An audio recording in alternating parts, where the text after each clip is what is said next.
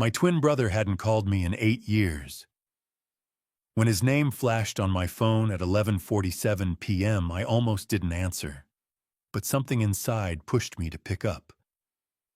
Then I heard him crying, "Please, save me." He begged me for help because his own son had locked him in a shed for 4 years and treated him like an animal. They thought he was too weak to fight back and that no one would come to help. They were wrong. When I arrived, I made damn sure they paid the price. Hello everyone, welcome to our story. Before we begin, where are you watching from? Drop your location in the comments. If you enjoy stories like this, hit that like button, subscribe, and turn on notifications so you never miss an episode. Quick note: this story includes fictionalized elements for entertainment and educational purposes. Any resemblance to actual names or settings is coincidental, but the message is worth your time. The phone rang at 11:47 on a Thursday night in early May. I was halfway through a bourbon and a paperback western when the screen lit up with a number I didn't recognize. Tennessee area code. I almost let it go to voicemail. Something stopped me. I picked up. Silence. Then breathing shallow, ragged, like someone trying not to be heard. "Hello," a whisper. "Barely there." "Sterling." I sat up. The voice was familiar in a way that made my chest tighten.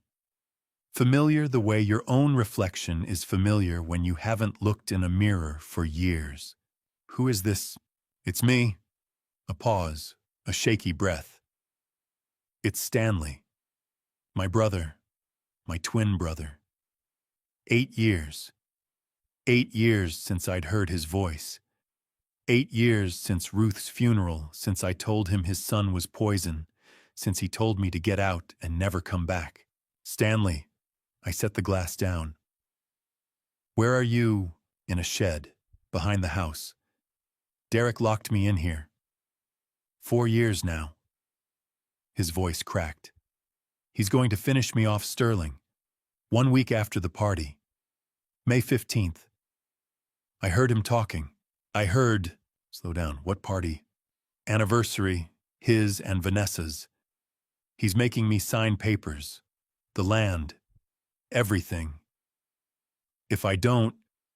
He stopped. I heard a faint scraping sound like metal on concrete. "I don't have much time. The phone's almost gone. Emma gave it to me. She's 9. She's..." "Who's Emma?" "My granddaughter. She's the only one who Derek took everything, Sterling. My phone, my computer, changed the house number. I couldn't reach you. I wanted to. For 8 years I wanted to call, but he made sure I couldn't." And now, his voice broke completely. I heard him crying. Quiet, desperate sobs that sounded like they'd been held in for years. I stood up. The bourbon was forgotten. The book hit the floor. "Listen to me," I said. My voice was steady, calm. The voice I used when a client was falling apart and needed someone to hold the pieces together. "Don't sign anything. Do you hear me? Nothing. No matter what he says. He'll hurt me. I know, but I'm coming. 2 days. Can you hold on for 2 days? I don't know if..." "Yes, you can. Listen, there's a Chevron station off of 40, exit 247. You know it." A pause. "I think so. 4:30 in the morning, May 6th. 2 days from now. Meet me there. Can you get out?"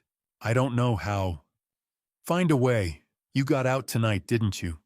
Derek forgot to lock the door. He was drunk. Then you can do it again. 4:30, exit 247. I'll be there." "Sterling, I'm scared." I closed my eyes. 64 years old, and my brother sounded like a child. Like the kid who used to hide behind me when the neighborhood dogs got too loud. Like the kid I used to protect. "I know you are," I said. "But I'm not going to let him finish this. You hear me? I'm not letting him take you. It's been so long. I didn't think you'd..." "I'm your brother. That doesn't stop. Silence, then softer. Ruth died. Did you know? I know. I was there at the funeral. You were. Back row. I left before the reception. I swallowed. I'm sorry I couldn't stay.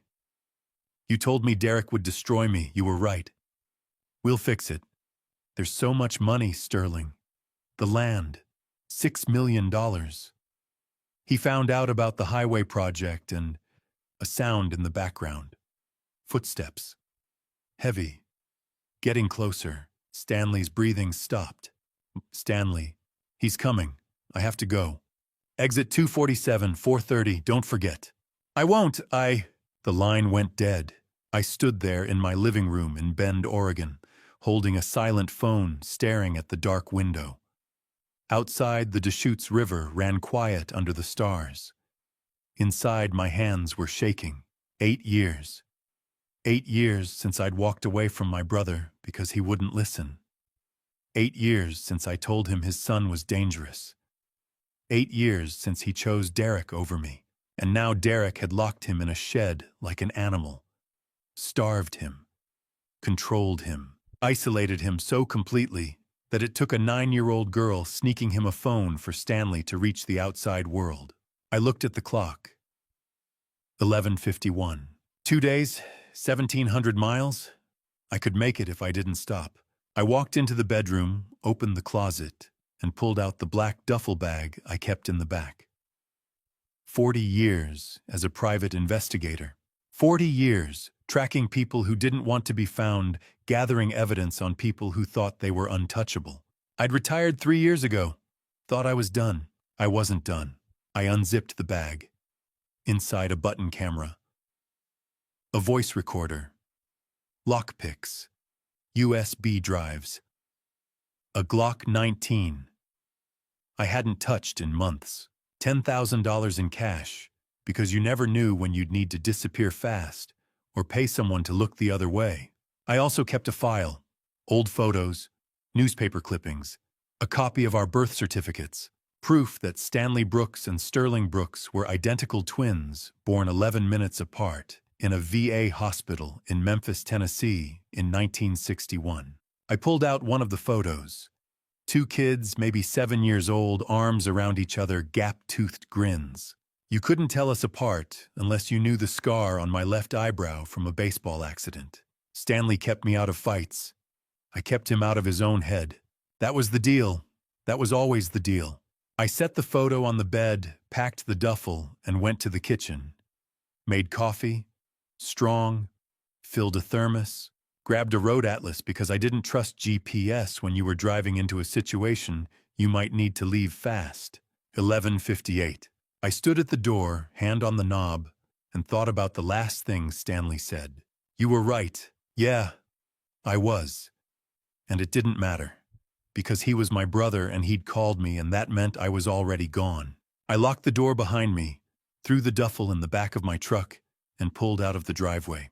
The road stretched east, dark and empty. I had 2 days to get to Tennessee. 2 days to figure out how to pull my brother out of hell. And then I was going to deal with Derek. The highway swallowed the night behind me. Idaho first, then Wyoming, empty stretches of asphalt, where the only lights were my headlights cutting through the dark. I kept the window cracked. Cold air kept me sharp. The thermos of coffee sat in the cup holder half empty by the time I crossed into Nebraska. 2,000 miles. 30 hours if I didn't stop. I wasn't planning to stop. Stanley's voice kept looping in my head. 4 years. He locked me in a shed. The way he'd said it, flat hollow, like he'd already accepted it as normal. That's what happened when someone broke you down long enough. You stopped fighting. You stopped believing anyone would come. But he'd called me.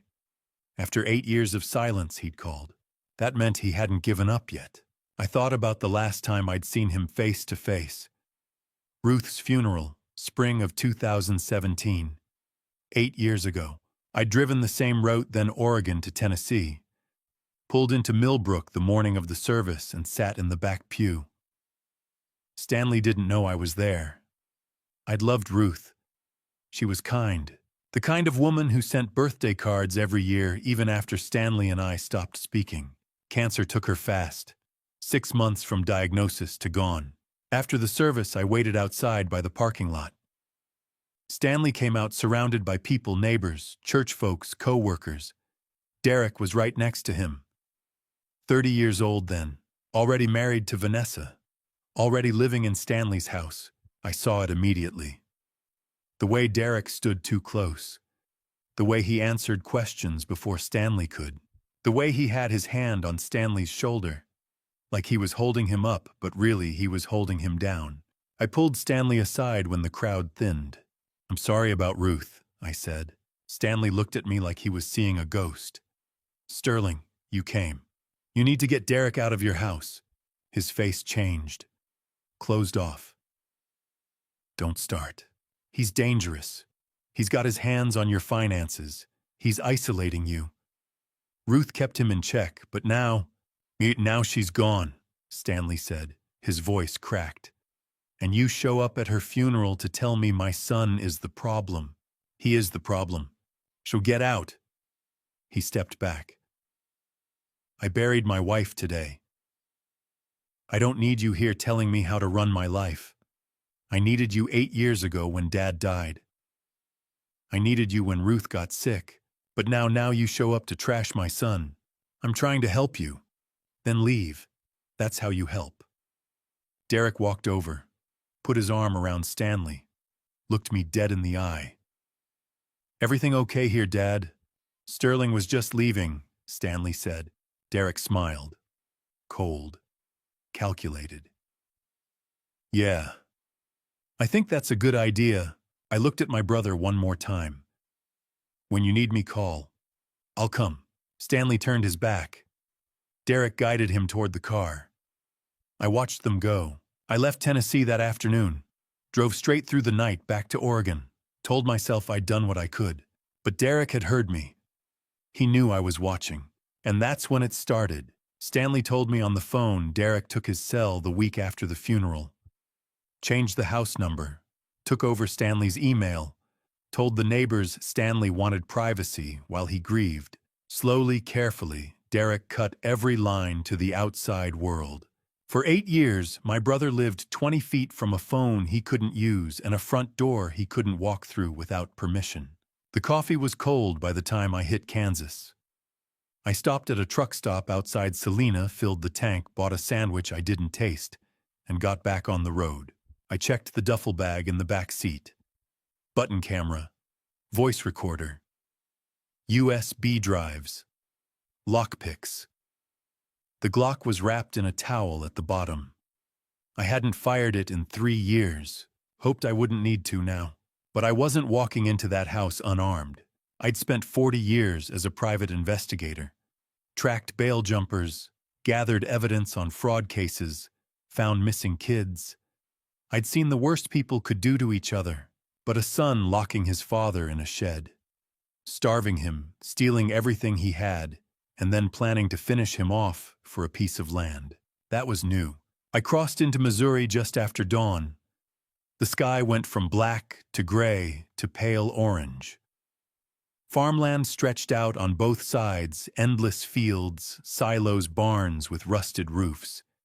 Kept driving. By the time I hit Arkansas, the sun was full up. I rolled the window down further. My eyes burned. My back ached. I didn't care. Stanley had 2 days to stay alive. I'd get him out, hide him somewhere safe. And then I'd go back, not as his brother, as bait. The sun climbed higher. The miles fell away.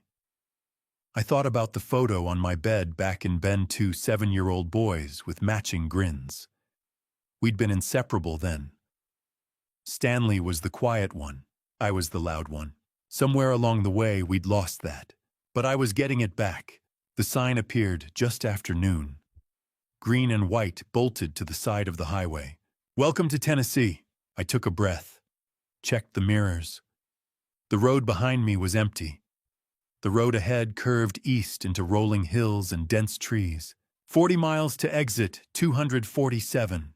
2 hours until the meet. I reached into the duffel and pulled out the Glock, checked the magazine, full, slid it back into the bag and zipped it shut. Stanley said Derek was dangerous, said there was $6 million on the line and Derek would do anything to get it. Fine. Derek had spent 8 years hunting my brother. Now I was hunting him. The Chevron station sat at the edge of nowhere, a bright island of fluorescent lights in the pre-dawn dark. 2 gas pumps, a convenience store with bars on the windows, a rusted picnic table out front. I pulled the Silverado into the far corner of the lot, backed it in so I could see the road, and waited. 4:27 in the morning, 3 minutes until the meet. I poured the last of the thermos coffee. Cold now. Bitter. I drank it anyway. My eyes burned from 30 hours of driving, but I wasn't tired. Adrenaline had kicked in somewhere around the Arkansas border and hadn't let go. A figure appeared at the edge of the parking lot. Walking. Slow. Limping. Stanley. He looked like a ghost. He'd lost weight 40 pounds, maybe more. His clothes hung off him like they belonged to someone else. Flannel shirt torn at the shoulder. Jeans caked with dirt. No shoes. His feet were bare and torn up, red streaks of blood on the asphalt behind him. His face was worse. Gaunt. Hollow. Beard grown wild and patchy. Eyes sunken so deep I could barely see them. But I knew those eyes. I'd seen them in the mirror every day of my life. He stopped 10 feet away. Sterling. I crossed the distance in 3 steps and pulled him into my arms. He collapsed against me. His whole body shook. I felt his ribs through the shirt. I got you, huh? I said. I guided him to the picnic table, pulled out water and a sandwich. He drank half the bottle in one pull, gasping. Tore into the sandwich like he hadn't eaten in days. Maybe he hadn't. I cleaned the cuts on his feet, wrapped them in gauze. His hands were shaking so bad he could barely hold the sandwich. How far did you walk? I asked. 3 miles, maybe 4. Derek passed out drunk around 2. Left the shed unlocked. I waited until I heard him snoring, then I ran. You did good. I didn't think you'd come. He looked up at me. Tears streaked through the grime on his face. 8 years, Sterling. I'm your brother. That doesn't stop. He broke. Full sobs. I let him cry. Let him get it out. When Stanley finally spoke again, his voice was steadier. You were right. 8 years ago. At Ruth's funeral. You told me Derek would destroy me. I didn't believe you. Stanley's hands clenched around the water bottle. The week after the funeral, Derek took my phone. Said the bill was too high, he'd handle it. Then he changed the house number. Took over my email. Told everyone I wanted privacy while I grieved. I didn't see it happening. By the time I realized what he was doing, I couldn't reach anyone. He isolated you. Sucked completely. He made me sign a power of attorney. Said it was for my own good. I was grieving, not thinking straight. After that, they had everything. My pension. My Social Security. $2,400 a month pension. $1,850 Social Security. Every month for 8 years. He laughed bitterly. Derek bought a new truck. Vanessa got a diamond ring. They all lived off me while I... He stopped. 4 years ago, Derek moved me to the shed, put an electronic lock on the door. I couldn't get out. His voice broke again. How'd you get the phone, Emma? His face softened. She's 9, Derek's daughter. She saw him hurt me one night. Really hurt me. A few days later, she snuck out to the shed and gave me an old phone. Said her aunt didn't use it anymore. It didn't have service, but it still had Wi-Fi. She told me the password. I waited until I heard Derek talking about the party May 15th. Heard him say he'd finish me off a week after if I didn't sign the land over. That's when I called you. First time in 8 years you had a phone. Well, first time I could reach you. You're the only person I could think of. The only person who'd come. I'm here now, I said. And we're going to fix this. I laid out the plan. We'd swap places. I'd go back to the house as Stanley, live in the shed, endure whatever Derek threw at me, gather evidence, financial records, recordings, anything that would hold up in court. Stanley would go to Knoxville, hide, rest, recover. When I had enough to bury Derek, I'd call the police and blow the whole thing open. Stanley stared at me. You're going to pretend to be me? We're twins, identical. No one's looked at you closely in 4 years. They won't notice. Derek will. Derek sees what he wants to see. He thinks you're broken. He thinks he's won. I'm betting he won't look too hard. Stanley hesitated, then nodded. I called an Uber Black. Paid extra for discretion. The driver arrived 20 minutes later. Middle-aged guy, clean car, didn't ask questions when I handed him $200 in cash. My brother's been sick, I said. Take him to the Riverside Inn in Knoxville. Room's already booked. Make sure he gets there safe. The driver nodded, helped Stanley into the back seat. I gave Stanley the rest of the cash, $5,000, and the key to room 412. Then I pulled out the photo I'd packed. 2 7-year-old boys, arms around each other, gap-toothed grins. Give this to Emma, I said. Tell her Uncle Sterling's here. Stanley took the photo, stared at it for a long time. You were always the brave one, he said. No. You survived 4 years in a shed. That's braver than anything I've ever done. He gripped my hand, hard, then let go. The Uber pulled away. I watched the taillights disappear down the highway. Then I turned back to the picnic table, stripped off my jacket, my shirt, my jeans, put on Stanley's filthy clothes.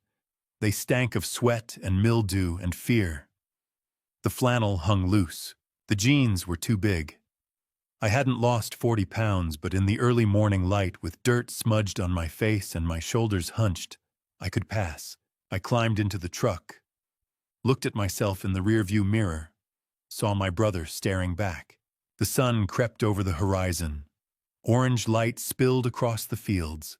I put the truck in drive and headed toward Millbrook, toward Derek, toward a shed with an electronic lock and a father who'd been erased from the world. I wasn't Stanley Brooks anymore, but for the next week, Derek would think I was, and that was all the weapon I needed. The house at 342 Oakwood Drive looked worse than I'd imagined. 2 stories, white paint peeling in long strips, shutters hanging crooked. The lawn was overgrown with weeds, beer cans scattered across the porch. A rusted sign near the mailbox read, Brooks Family Home, established 1952. I parked the battered Silverado in the driveway and sat for a moment, hands on the wheel. This was Stanley's house. The house he'd bought with Ruth 40 years ago. The house where he'd raised his kids, Linda and Derek. The house that should have been his sanctuary. Now it was his prison. I climbed out, pulled my cap low, and walked toward the front door. My shirt smelled like Stanley sweat, dirt, fear. My hands were shaking, but I kept them steady. I wasn't Sterling Brooks, retired private investigator from Oregon. I was Stanley Brooks, 64-year-old man, broken by his own son. I knocked once. No answer. I tried the handle. Unlocked. Inside, the air was thick with stale smoke and grease. The living room was cluttered, empty pizza boxes, soda cans, a flat-screen TV mounted on the wall, blaring a morning talk show. The furniture was old, but had been nice once Stanley's furniture, Ruth's taste. Now it was stained and sagging under years of neglect. A framed photo sat on the mantel. I stopped. It was a family portrait. Derek, maybe 30 years old, standing beside Vanessa, both of them smiling. And in Vanessa's arms, a baby. A tiny girl with dark hair and wide eyes, maybe a year old. Emma. The photo was dated April 2017. I felt something tighten in my chest. 8 years ago. March 2017. Ruth had just died from cancer. Derek called Stanley, said he and Vanessa needed a place to stay. Vanessa had just had a baby, a little girl named Emma. They said they wanted to help Stanley, a grieving widower, a lonely old man. Stanley believed them. He always believed Derek. But within the first month, Derek took Stanley's phone, changed the house number, cut off the email, turned Stanley into a prisoner in his own home. And Emma, that innocent baby in the photo, was now 9 years old. She'd grown up in a house filled with cruelty, manipulation, and lies. But somehow she still had enough heart left to slip her grandfather a phone. "Where the hell have you been?" I turned. Derek stood in the doorway to the kitchen, arms crossed, red-faced and sweating. He was pushing 300 pounds stuffed into a stained gray t-shirt and sweatpants. His hair was thinning, his jaw slack. He looked nothing like the clean-cut man in the photo. I didn't answer. Just stared at him the way Stanley would, silent, defeated. Derek stepped closer. "I asked you a question, old man." "Walked," I said quietly, keeping my voice hoarse, broken. "Walked where?" "Just walked." His eyes narrowed. For a moment I thought he'd seen through me. Then he snorted, shaking his head. "You're losing it. You know that..." Behind him, a woman appeared, Vanessa. 36, bottle blonde hair, red acrylic nails, wearing a cheap silk blouse and tight jeans. She wrinkled her nose.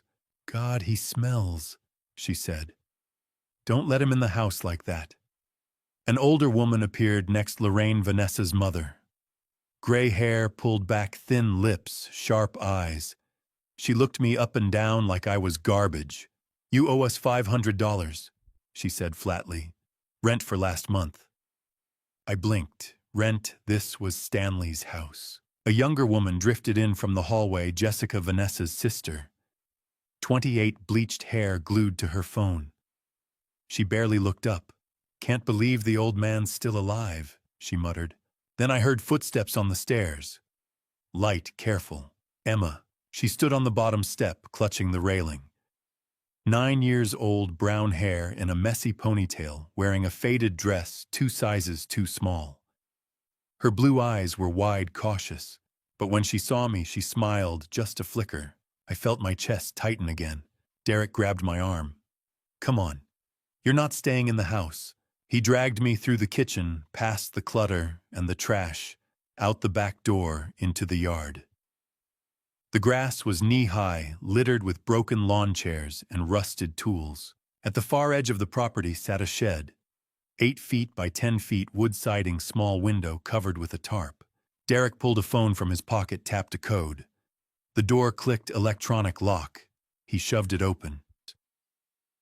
"This is where you live now," he said. "You don't come in the house unless I say so. You don't talk to anyone. You stay here. Understand?" I looked inside. A thin, filthy mattress on the floor. A plastic water bottle.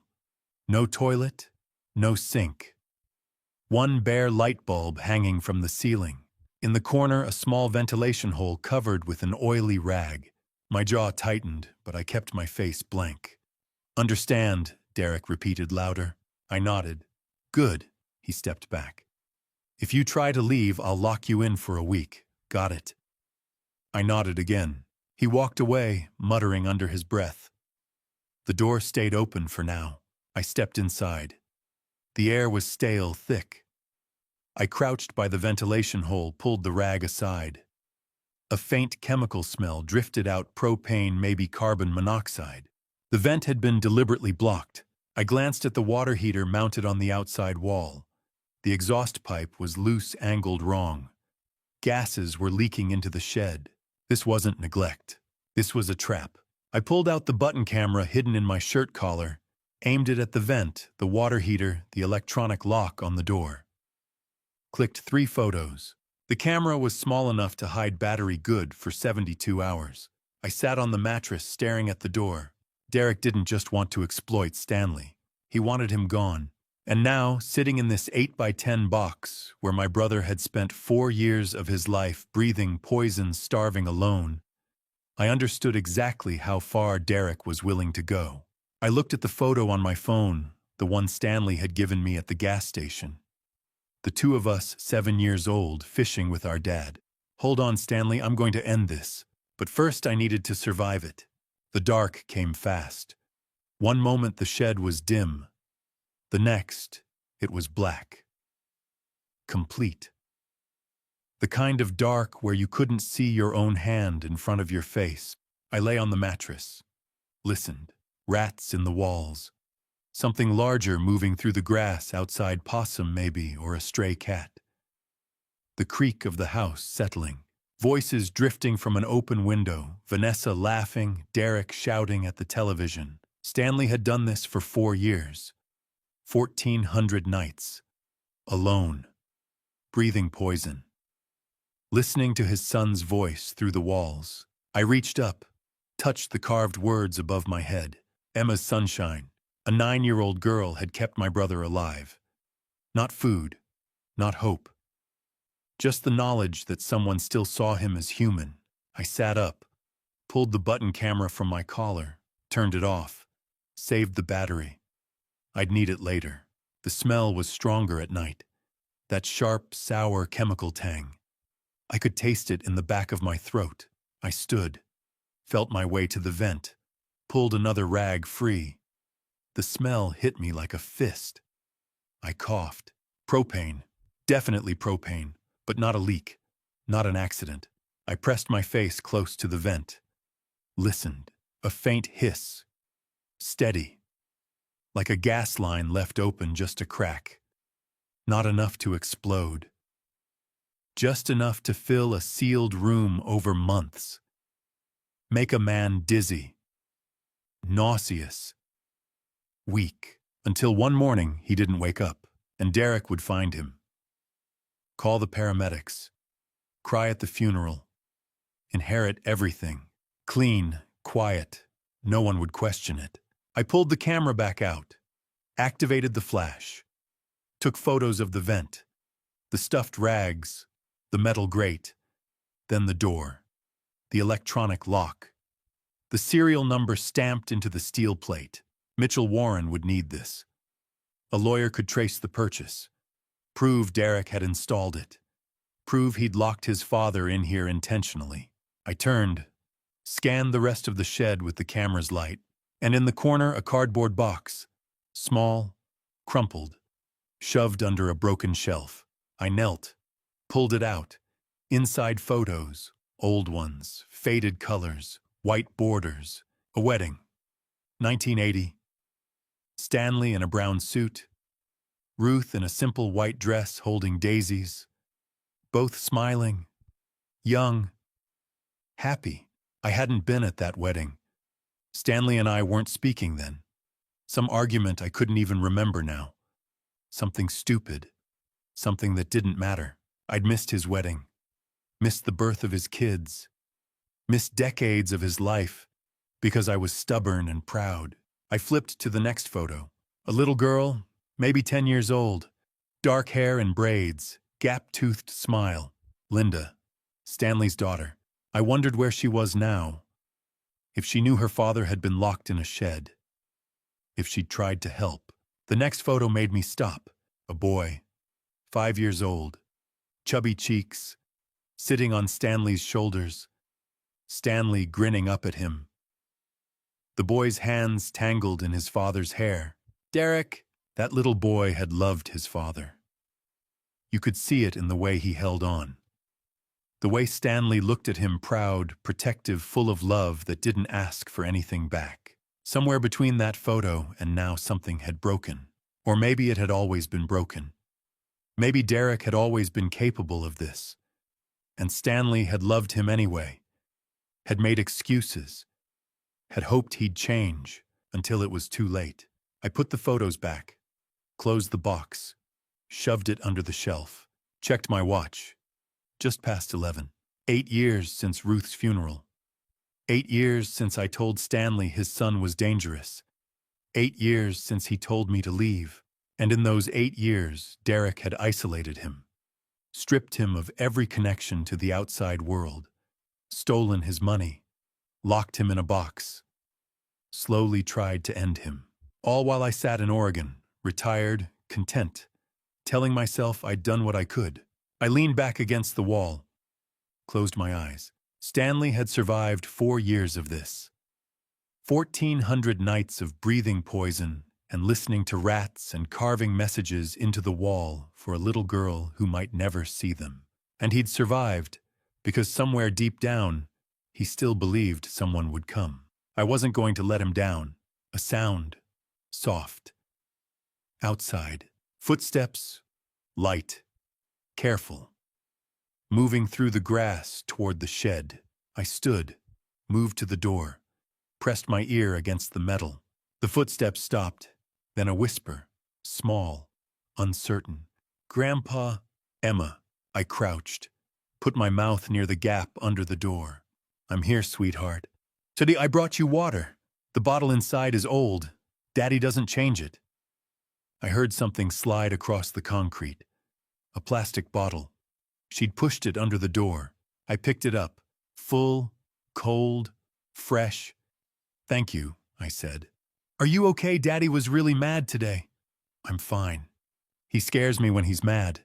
I closed my eyes, thought about what to say. "Emma, do you remember the phone you gave your grandpa?" "Yes."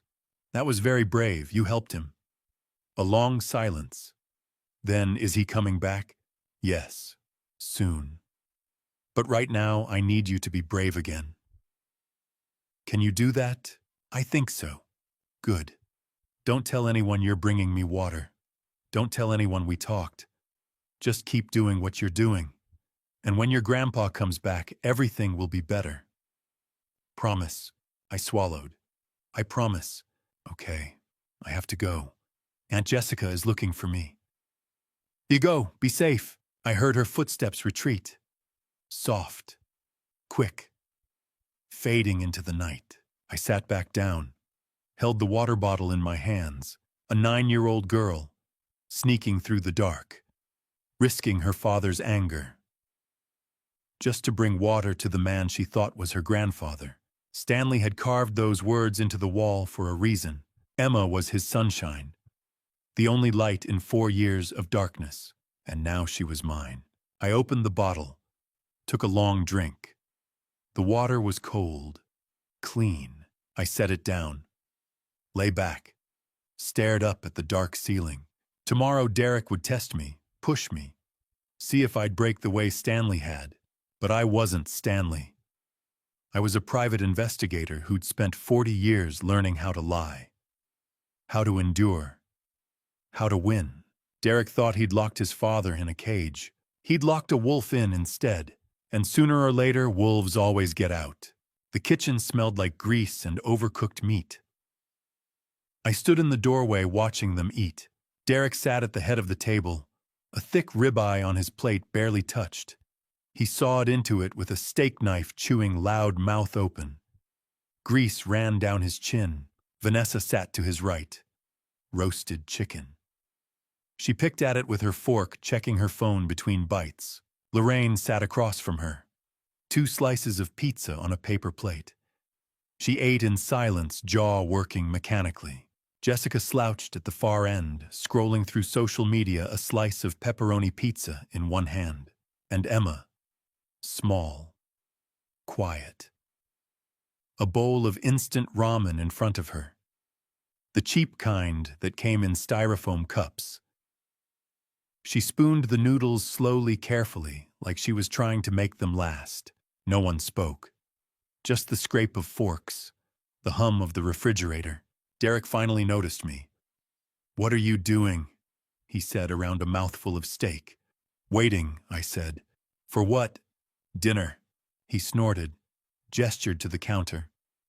"Your food's over there. Bowl and bread. Don't say I don't feed you." I turned, saw a chipped ceramic bowl on the counter. Soup. Cold. A gray film on the surface.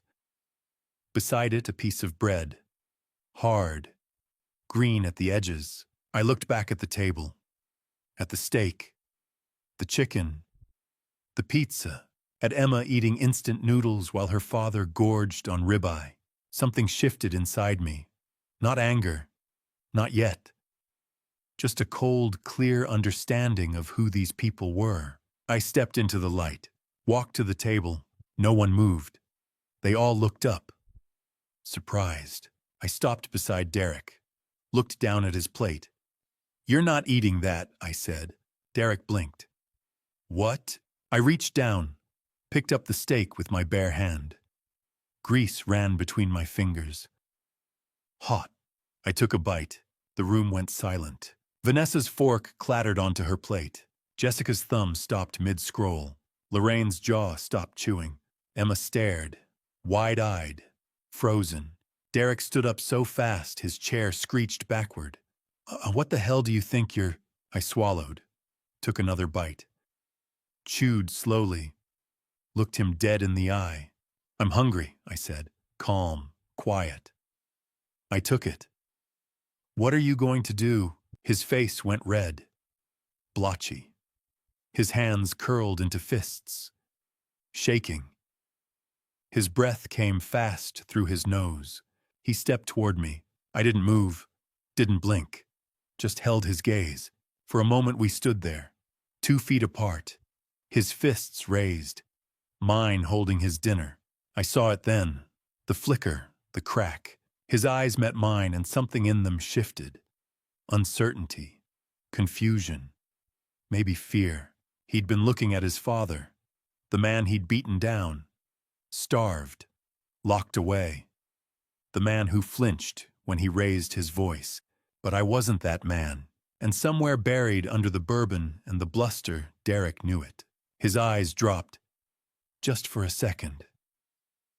Down to the floor, then back up, but it was enough. He took a step back. "You've lost your mind," he muttered, but his voice was quieter now. Weaker. I took another bite of the steak. Let the silence stretch.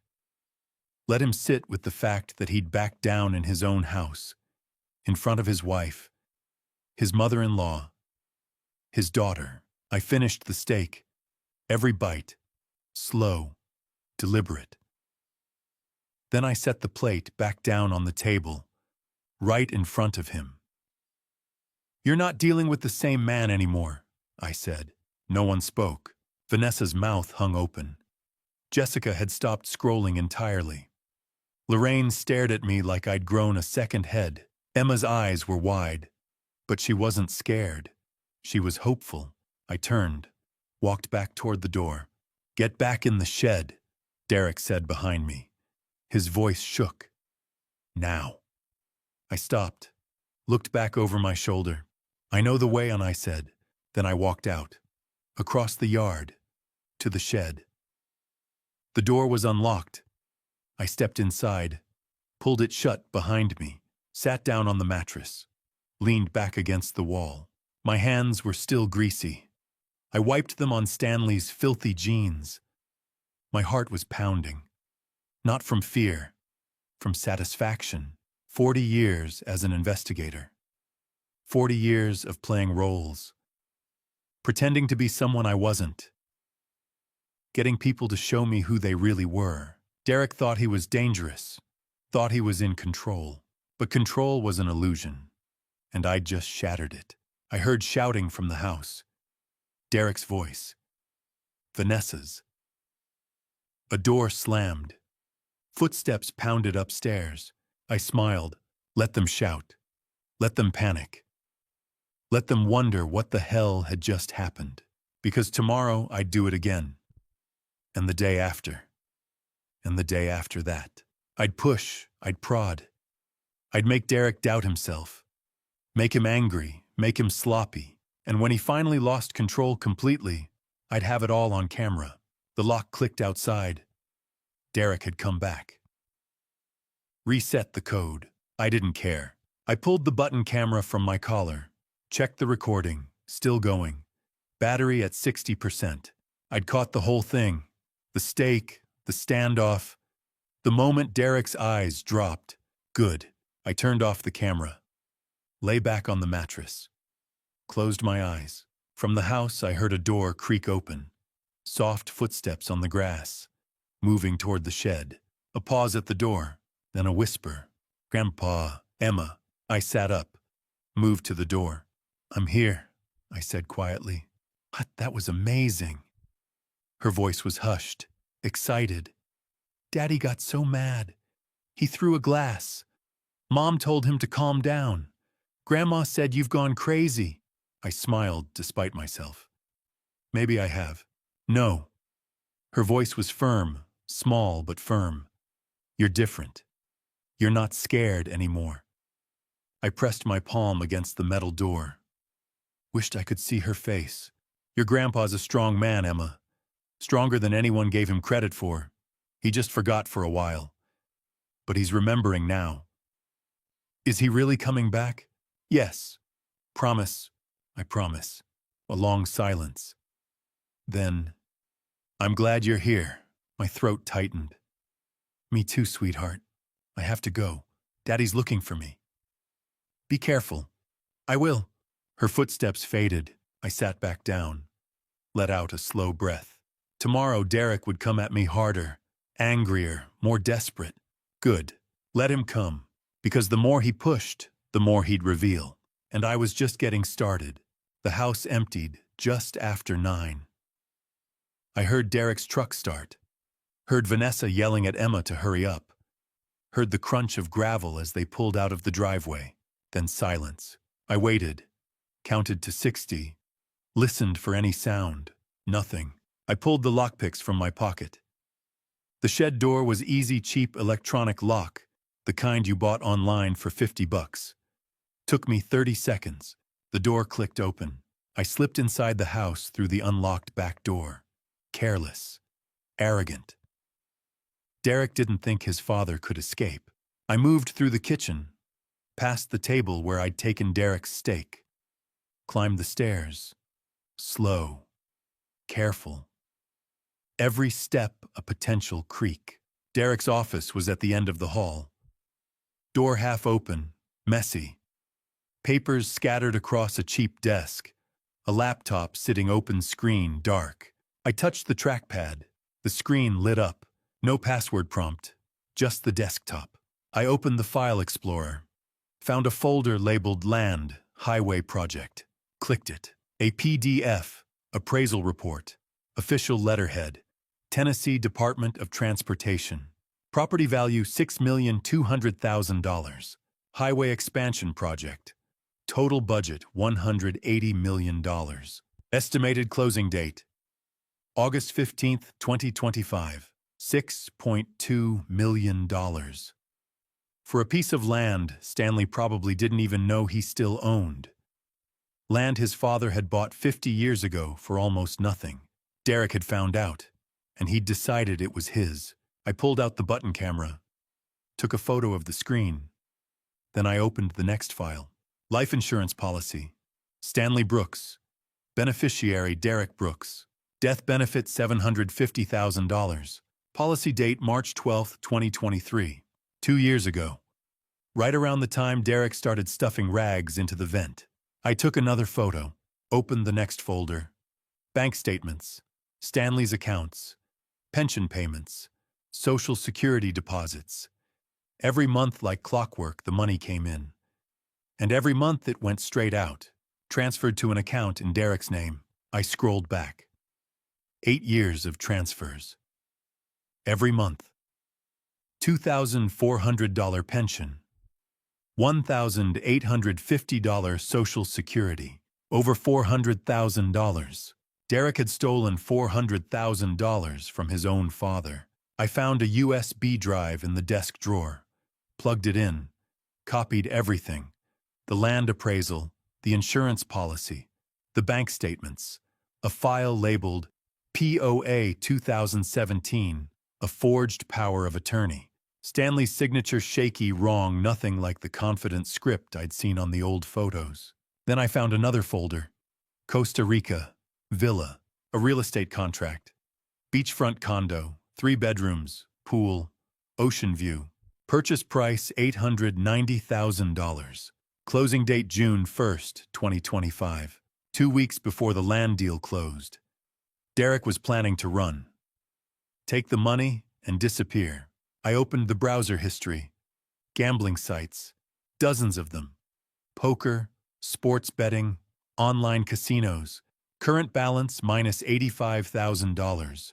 Derek wasn't just greedy. He was desperate. Buried in debt. betting on a dead father and a piece of land to save him. I pulled out my phone, dialed a number I hadn't used in 3 years. Warren Legal. Mitchell. It's Sterling Brooks. Elder abuse case. Financial exploitation. Fraud. I'm sending you evidence today. Jesus, where are you? Tennessee, just be ready. I hung up, ejected the USB, slipped it into my sock. Then I heard it. A car, close.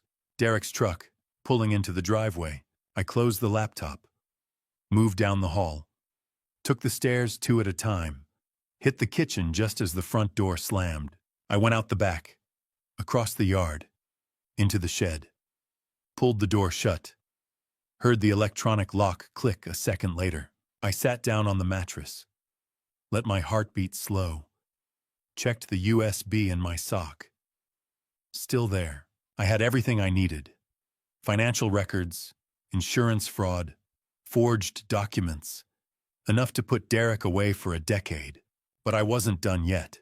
Later that afternoon, Derek came to the shed. You got a doctor's appointment. Get up. Vanessa's driving. Don't embarrass me. I followed him to the truck. We drove in silence. 20 minutes through Millbrook to a clinic with a faded sign, Pierce Family Medicine. The waiting room was empty. A nurse led me back, took my vitals. Doctor'll be right in. The door opened. A man in his mid-50s, thinning gray hair, wire-rimmed glasses, white coat, tired eyes. Dr. Gregory Pierce. Stanley, how are we feeling today? Fine. Good. Your son tells me you've been having some memory issues. Let's do a quick cognitive assessment. Can you tell me what year it is? And the president. I gave him the name. Can you count backward from 100 by sevens? 100, 93, 86, 79, 72. He frowned, wrote something on his clipboard. Can you tell me where you are right now? Pierce Family Medicine, Millbrook, Tennessee. His frown deepened. Vanessa's phone rang outside. She stepped into the hall. The moment the door closed, I leaned forward. How much is he paying you? I said. Voice low, calm. Dr. Pierce blinked. Excuse me, Derek, how much did he pay you to declare me incompetent? His face went pale. I don't know what your Medicaid fraud, 2019, falsified disability claims. I know about all of it. One call to the state medical board and your license is gone. His mouth opened, closed. Who, doesn't matter. What matters is you're going to refuse to sign any evaluation. You're going to tell Derek I'm perfectly healthy. And when the police come asking, you're going to tell them the truth about what he tried to make you do. He stared at me, hands shaking. Do we understand each other? He nodded. Barely.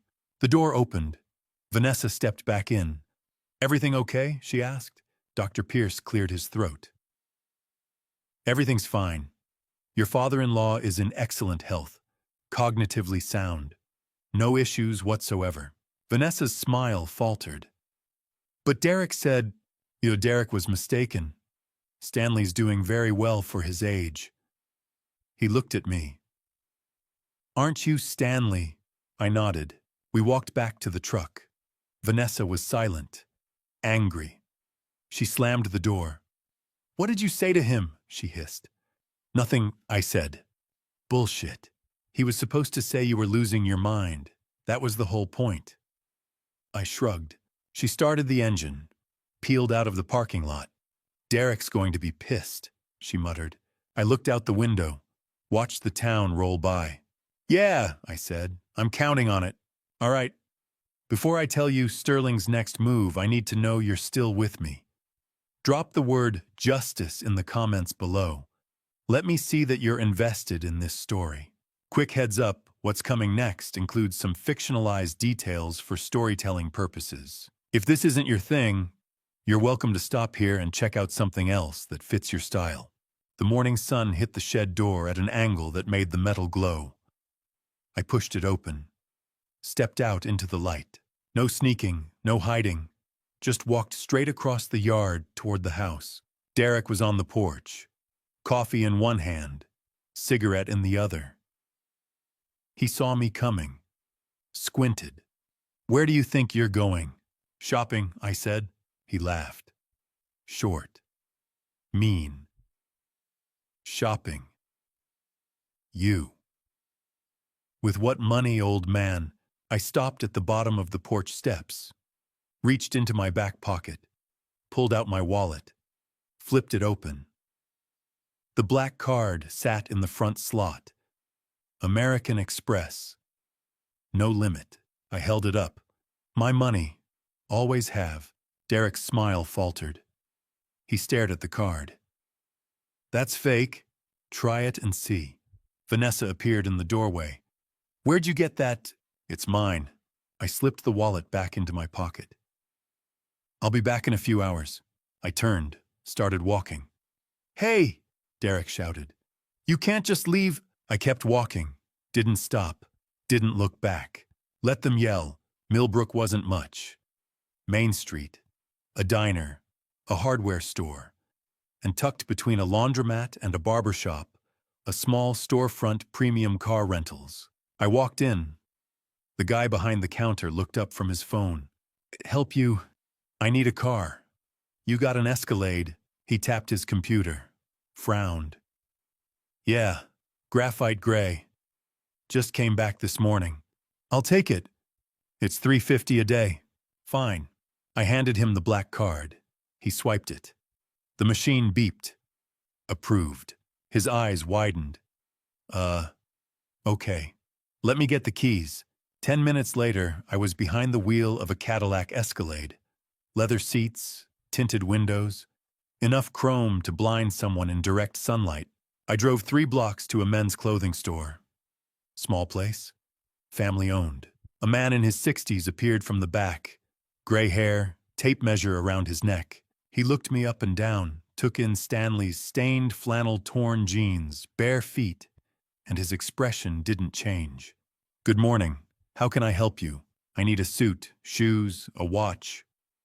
He didn't ask questions, didn't judge, just measured me, pulled suits off the rack. I picked navy, clean, sharp.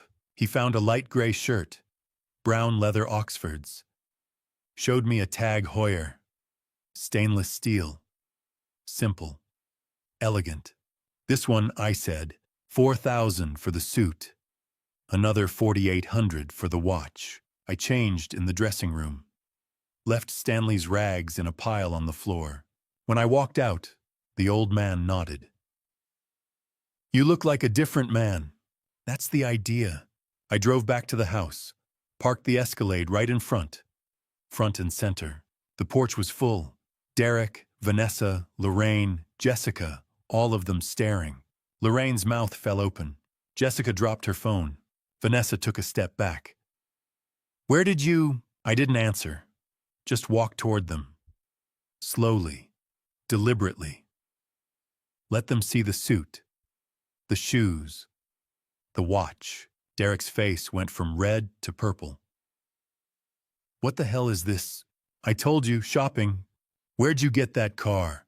"Rented it." "With what money?" "Mine."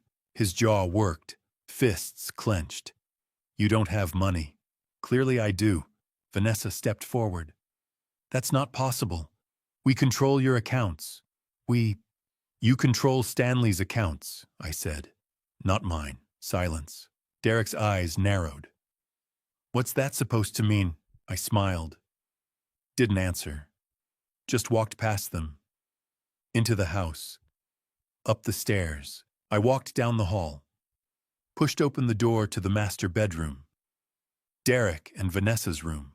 I sat down on the bed, leaned back, crossed my legs. Derek appeared in the doorway, face twisted. "Get out." "No, this is my room." "Not anymore." I said, "Get out." I stood, slowly, calmly. Unbuckled the watch. Emma appeared in the hallway, peeking around the corner. Eyes wide. I walked to the door, crouched down in front of her.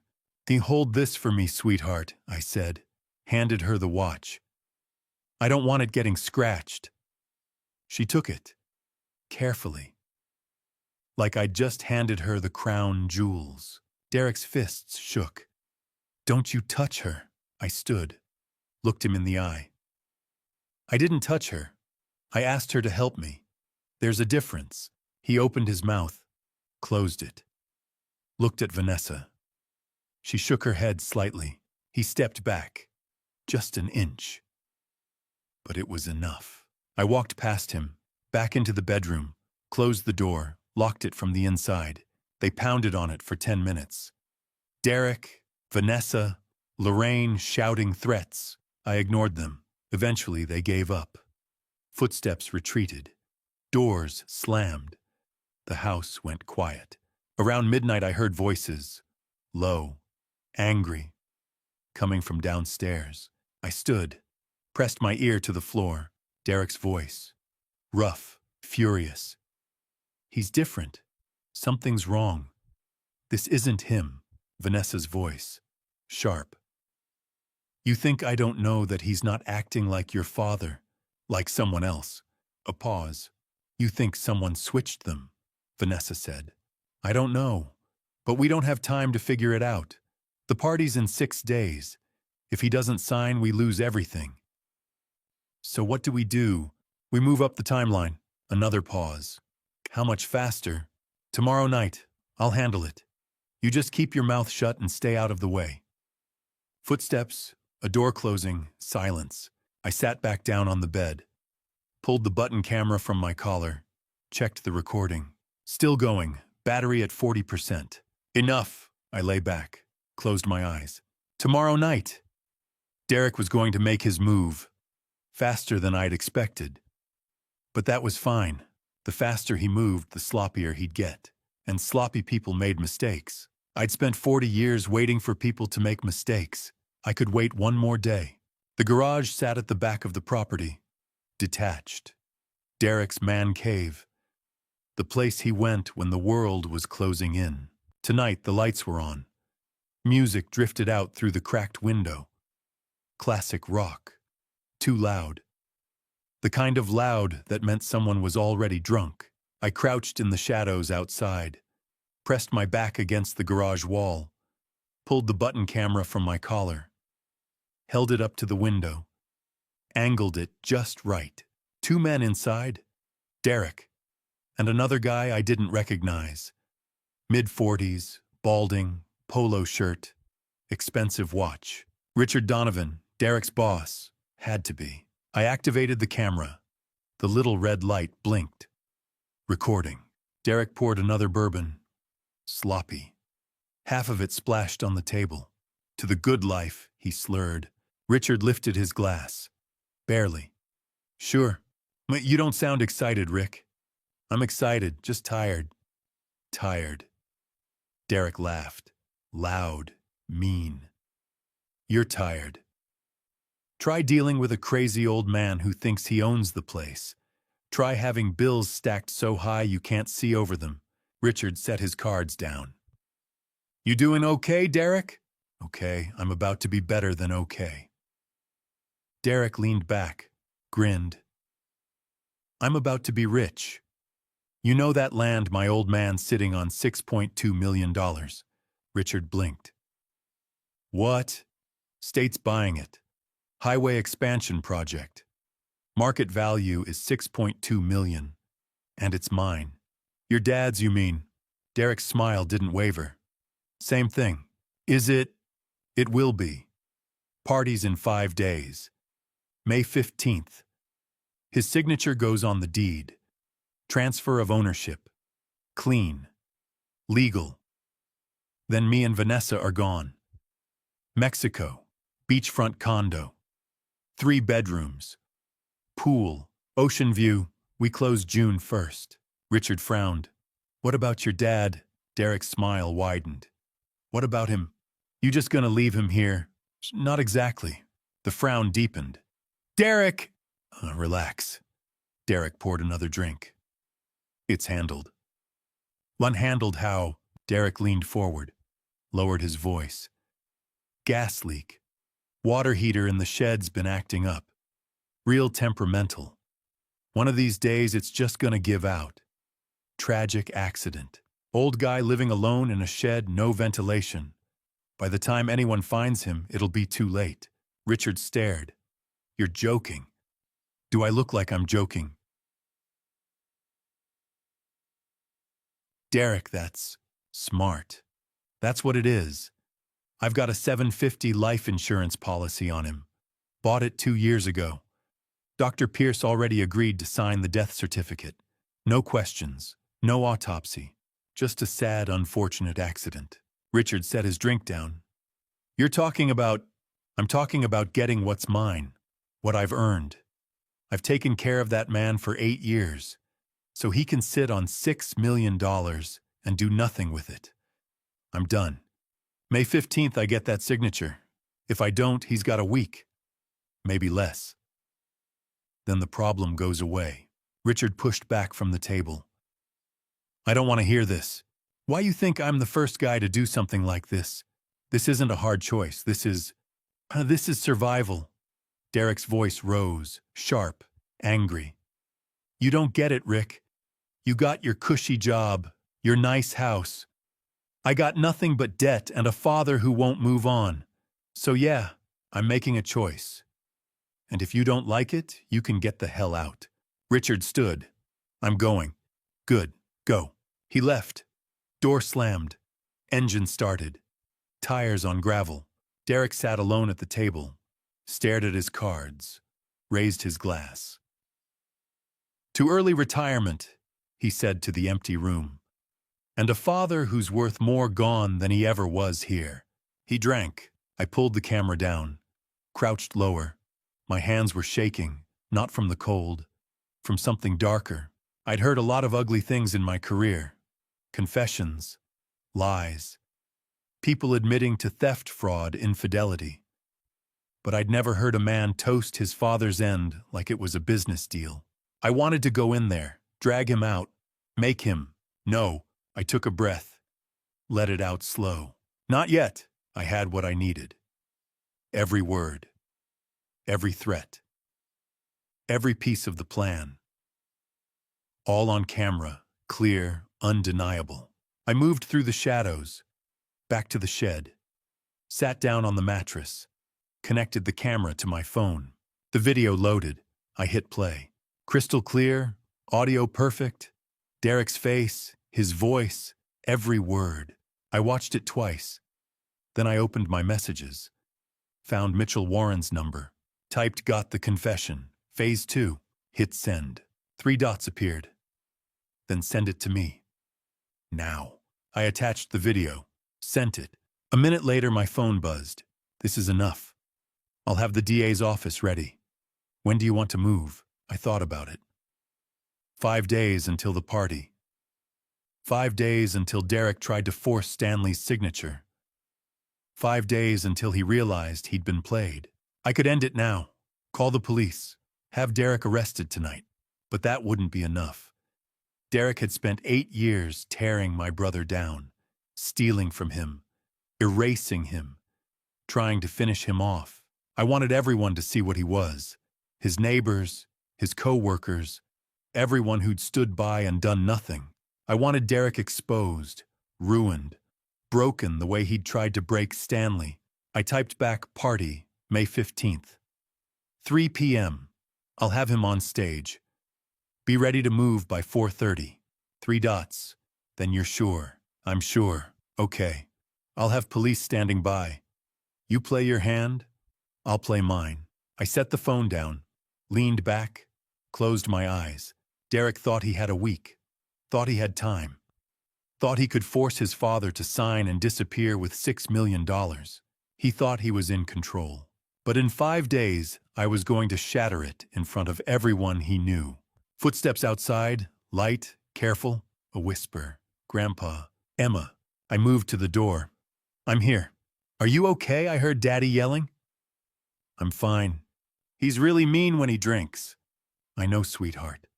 Is it almost over? I thought about the video, about Mitchell Warren waiting, About 5 days until Derek lost everything.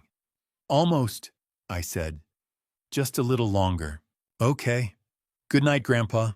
Good night, Emma. Her footsteps faded. I sat back down.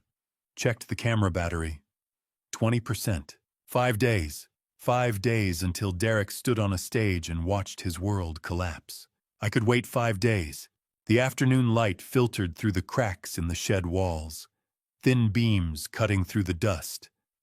I sat on the mattress, back against the wall, counting down.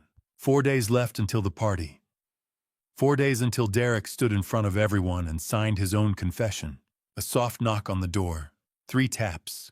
Light. Careful. Grandpa, Emma. I moved to the door. I'm here. A plastic-wrapped sandwich slid under the gap. Turkey and cheese. Still cold. Thank you. A pause. Then quieter. Can I tell you something? Of course. Aunt Jessica's hiding something. I saw her in her room last night. She had papers and money. She was counting it. I crouched lower. What kind of papers? I don't know. Big envelope, brown. She kept looking at it and smiling. Then she put it in her drawer and locked the door. Jessica, Vanessa's younger sister. The one who'd said, "How's this guy still alive?" like it was a joke. Thank you for telling me, I said. Be careful, she's mean. I smiled despite myself. I will. That night I'd find out what she was hiding. The house went quiet just after 11.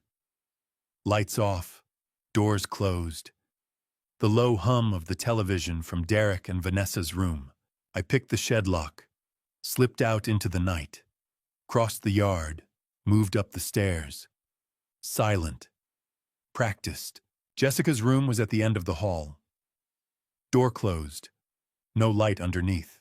I pulled the lockpicks from my pocket. Cheap interior lock. 20 seconds. The door opened with a faint creak. I froze. Listened. Nothing. I stepped inside. The room smelled like cheap perfume and stale cigarettes. Clothes everywhere. A laptop open on the bed.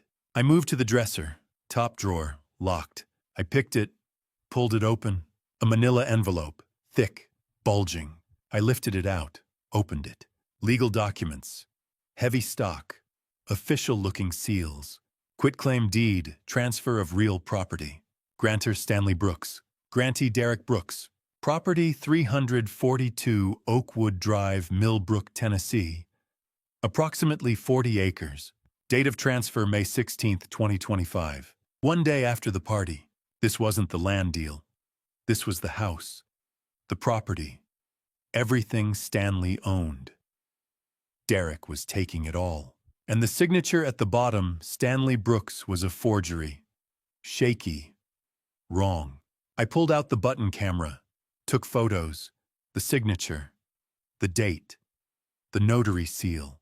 Next page, a notarized affidavit, signed by Melinda Cross, Notary Public State of Tennessee. I'd bet my life Melinda Cross had never seen this document. Third page, a check, not cashed. Made out to Jessica Sullivan, amount $50,000. Memo services rendered, $50,000. For forging the deed, the notary seal. Keeping her mouth shut. I photographed everything. Then I slid the papers back, locked the drawer, left everything exactly as I'd found it, turned toward the door, and froze. A small shadow in the hallway, just outside the doorframe. Emma, she stood there in her nightgown, bare feet, eyes wide. I stepped into the hall, closed the door, knelt down. You should be asleep, I said softly. I heard you walking. She looked at me, really looked. You're not my grandpa, she said. My chest tightened. What makes you say that? Your eyes. They're the same as his, but they're not sad. Grandpa's eyes were always sad. Yours aren't, and you don't talk like him. And when Daddy yells at you, you don't look scared. Grandpa was always scared. Smart kid. Too smart. Are you going to tell anyone? I asked. She shook her head. No. Why not? Because you're helping him, aren't you? I looked at her. 9 years old, living in a house full of people who'd tried to erase her grandfather, and she'd been the only one who brought him water, who called him sunshine, who gave him a phone so he could call for help. Yes, I said, I'm helping him. Where is he? Somewhere safe, resting, getting better. Is he coming back? Soon. Very soon. And when he does, you'll never have to be afraid again. Her eyes filled with tears. She didn't cry, just blinked them back. Hard. Promise. I reached into my pocket, pulled out the photo. 2 7-year-old boys, arms around each other, matching grins. I handed it to her. That's your grandpa, I said, pointing to the boy on the left. And that's me, Uncle Sterling. We're twins, and I came to help him. Do you understand? She looked at the photo, at me, back at the photo. Then she nodded. Can you keep this a secret just a few more days? I can. Good, because if your daddy finds out, it won't be safe. For you or for me. Okay. I pulled her into a hug. She wrapped her arms around my neck, held on tight. Thank you, she whispered. For what? For coming. My throat closed. I held her tighter. You're very brave, Emma. You know that. She pulled back, looked at me with those serious, too old eyes. So are you. I smiled, stood, ruffled her hair gently. Go back to bed, and remember. I won't tell. She turned, walked back to her room, closed the door softly. I stood in the hallway, let out a slow breath. A 9-year-old girl had figured out what an entire family had missed.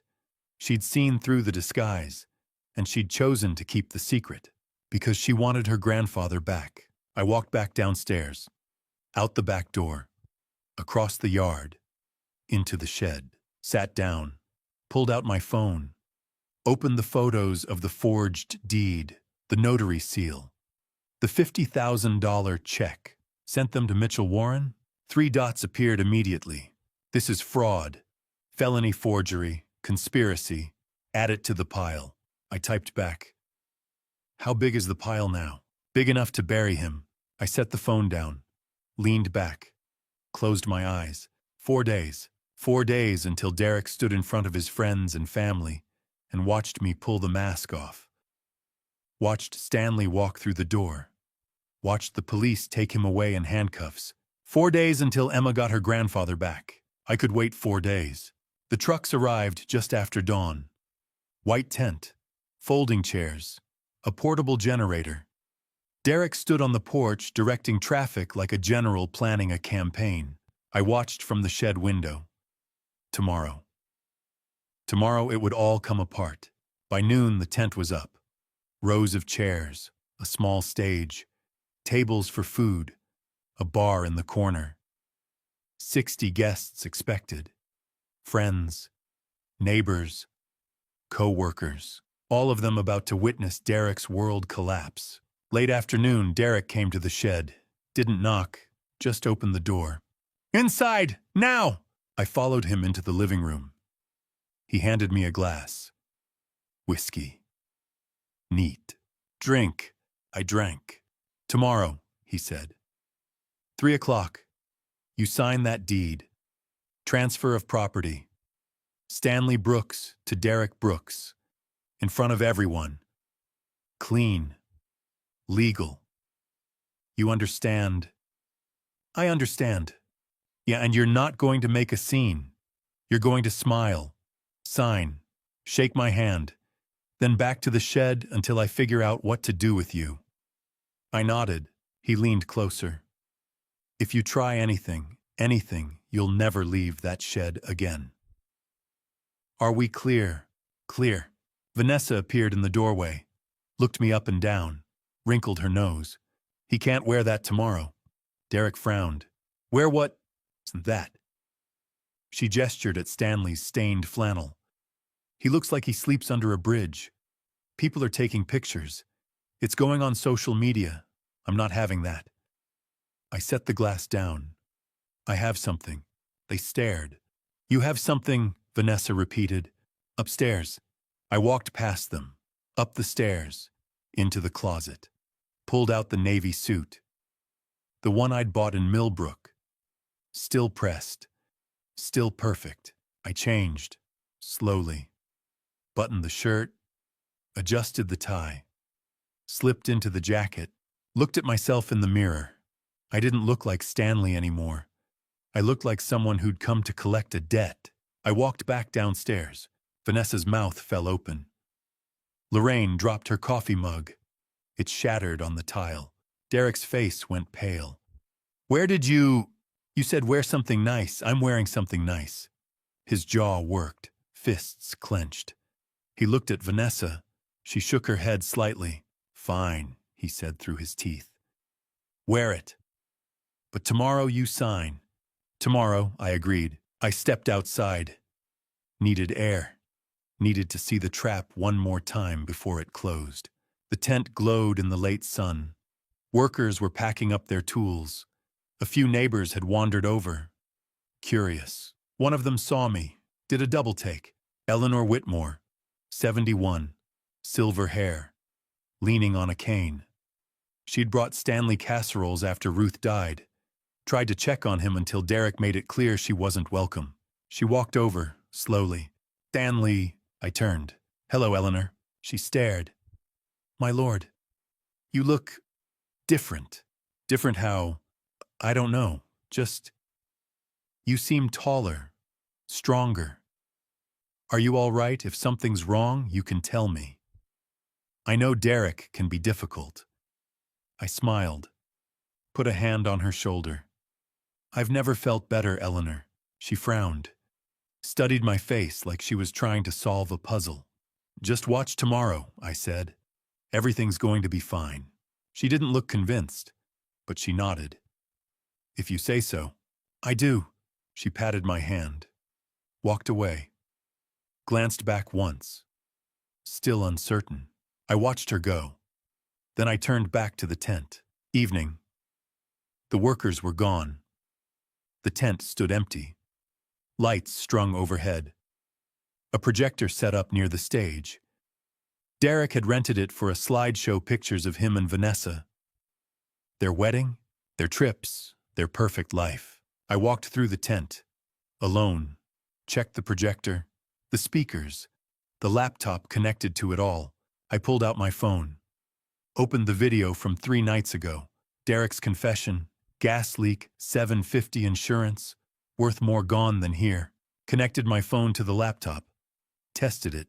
The video played, crystal clear, audio perfect.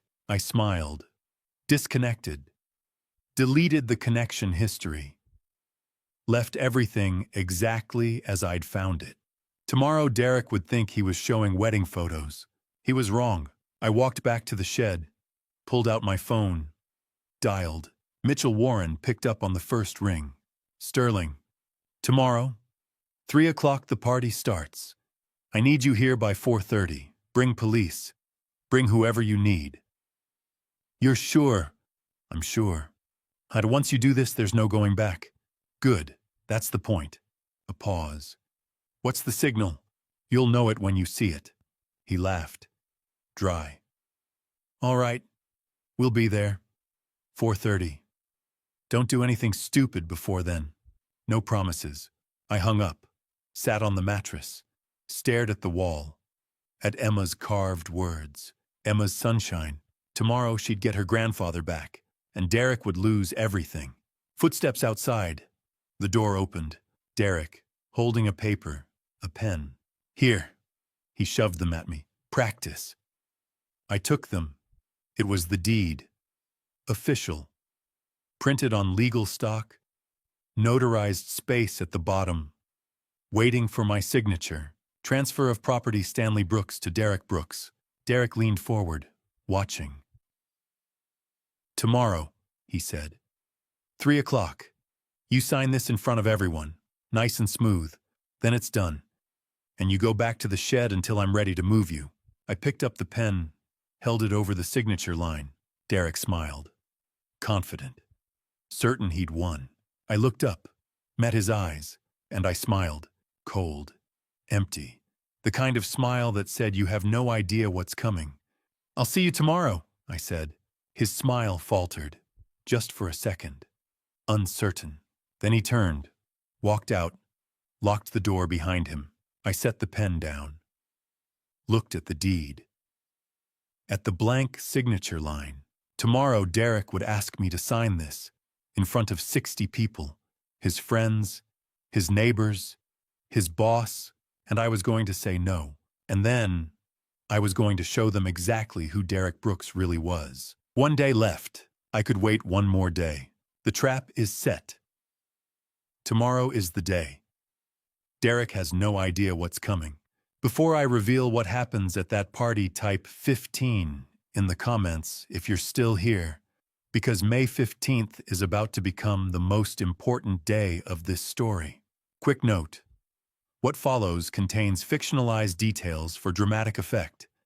If you'd prefer to skip it, feel free to exit now and explore other videos. The backyard was full by 3. More than 60 people crammed under the white tent. String lights glowed overhead. Tables lined with shrimp cocktail and roast beef. A bartender pouring champagne. Laughter, music, the hum of voices. It looked like a celebration. It was about to become a funeral. I sat at the family table. Front row. Emma beside me. She'd been there since the first guests arrived. Hadn't let go of my hand. "Are you scared?" she whispered.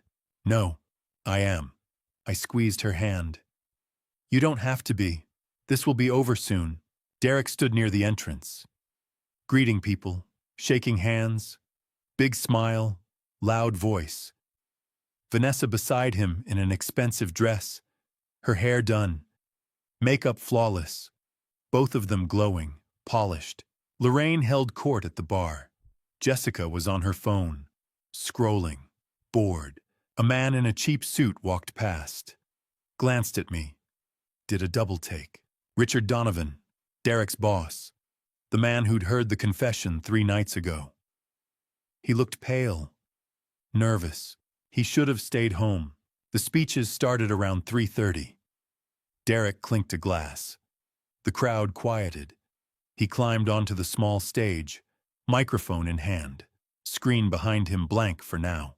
"Thank you all for coming," Derek said. Voice smooth, practiced. "Vanessa and I are so grateful to have you here to celebrate 10 years of marriage." Applause, whistles. Derek smiled, waited for it to die down. "Before we get to the fun part, I want to thank the people who made this possible. My beautiful wife, Vanessa. My incredible mother-in-law, Lorraine. My sister-in-law, Jessica. And most importantly, my father, Stanley." The crowd turned, looked at me. Derek's smile widened. "Dad's been through a lot these past few years. Losing Mom, getting older. But he's still here, still fighting. And today, I want to honor him." He gestured toward me. "Dad, come up here." I stood, slowly. Emma's hand slipped from mine. "You'll be okay," I whispered. She nodded, eyes wide, scared. I walked toward the stage, every step deliberate. The crowd watched. Some smiled, some looked confused. I climbed the 3 steps. Stood beside Derek under the lights. He put his arm around my shoulder, pulled me close. "I love this man," Derek said into the microphone. Voice thick, emotional. He raised me, taught me everything I know. And today I want to give him something he deserves. Peace of mind. He reached into his jacket, pulled out a folded paper, opened it, held it up. "This is a transfer of property, from my father to me. Just a legal formality so he doesn't have to worry about taxes or upkeep. All he has to do is sign." Applause. A few people nodded approvingly. Derek turned to me, handed me the paper, pulled out a pen. "Just a signature, Dad, right here." I took the paper, looked at it. The deed. Official. Blank line waiting for my name. I looked up, at the crowd, At Lorraine smiling, at Jessica scrolling, at Richard Donovan staring at his shoes, at Emma, watching me, waiting. I looked back at Derek. He was smiling, confident, certain he'd won. I folded the paper, set it on the podium. I have a better idea, I said. Derek blinked. What? I took the microphone from his hand. Gently. He was too surprised to resist.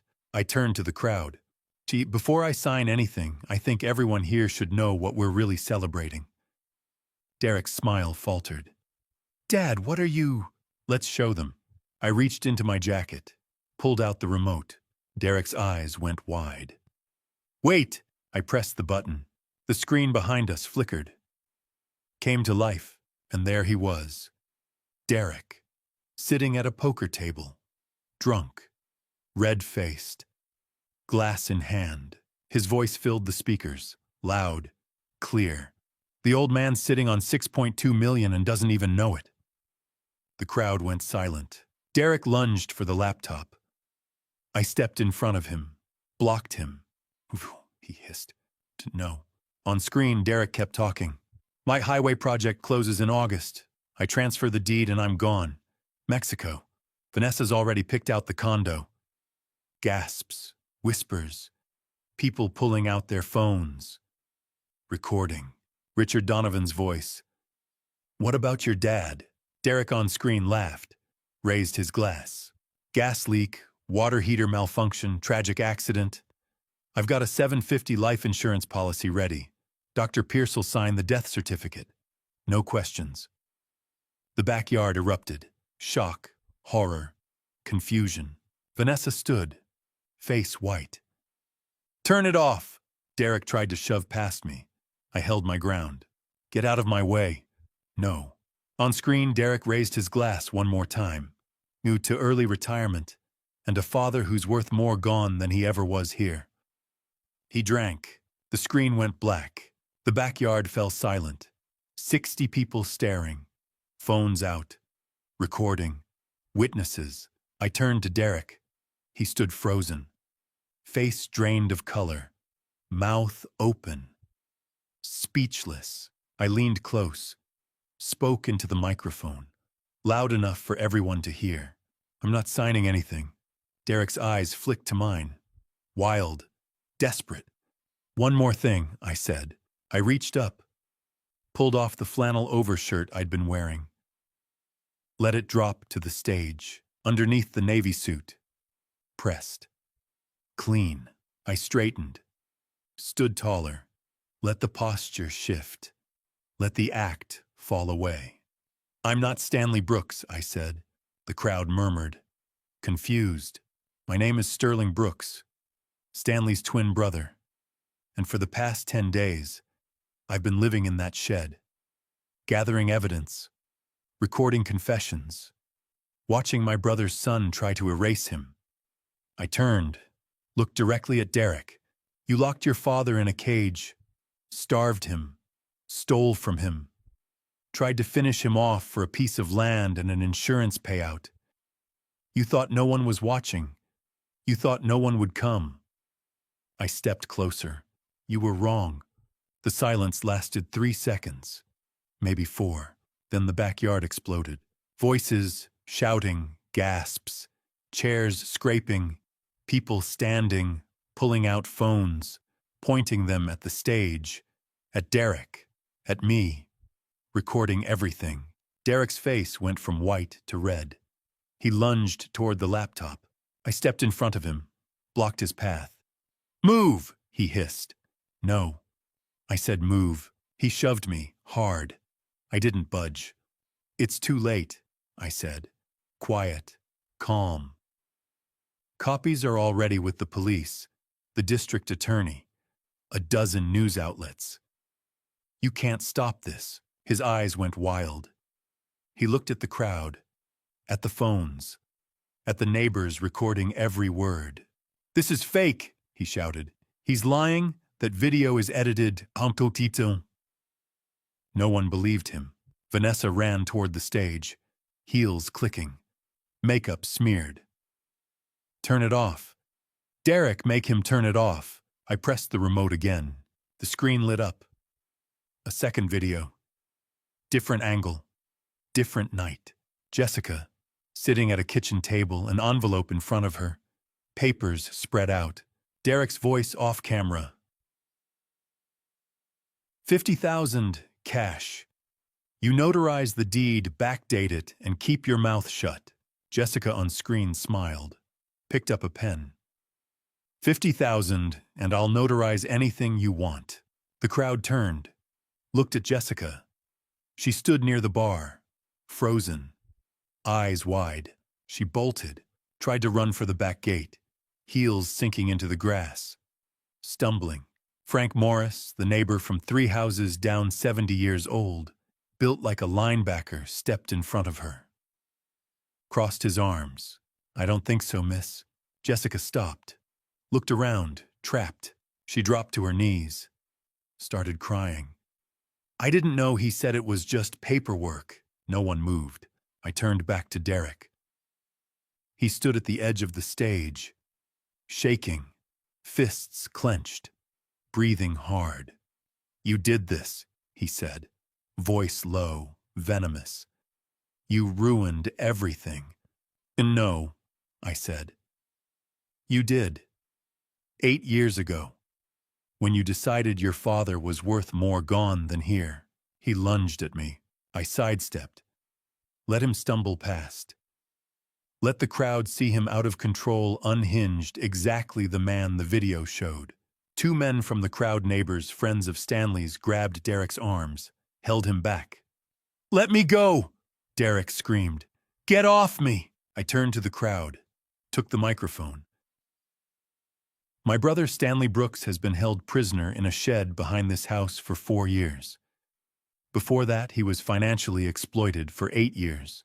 His son stole over $400,000 from his pension and Social Security, forged legal documents, bribed a doctor, attempted to harm him through gas exposure, all for a piece of land worth $6.2 million. Murmurs.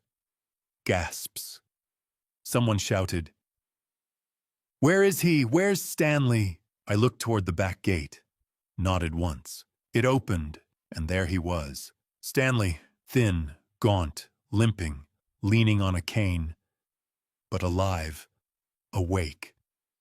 Here, the crowd parted. Let him through. He walked slowly, every step an effort, but his eyes were clear, focused, fixed on Derek. Emma saw him first. Grandpa, she tore across the yard, crashed into him, wrapped her arms around his waist, sobbed into his shirt. Stanley's hand came up, rested on her head, stroked her hair. It's okay, sunshine, he whispered. It's okay now. The crowd broke into applause. Not loud, not celebratory, quiet, relieved. Stanley looked up, looked at me. I stepped down from the stage, walked to him. We stood face to face, identical, mirrors. You came, he said. I told you I would. He smiled, faint, tired. Thank you. I pulled him into a hug. Careful, gentle. He felt like he might break. You survived, I said. That's all you, not me. He held on, tight. Behind us, sirens wailed, growing louder. 2 police cars pulled up. Doors opened. Detective Sarah Morgan stepped out. Mid-40s, sharp eyes, uniform pressed. She walked into the backyard, badge out. 3 officers behind her.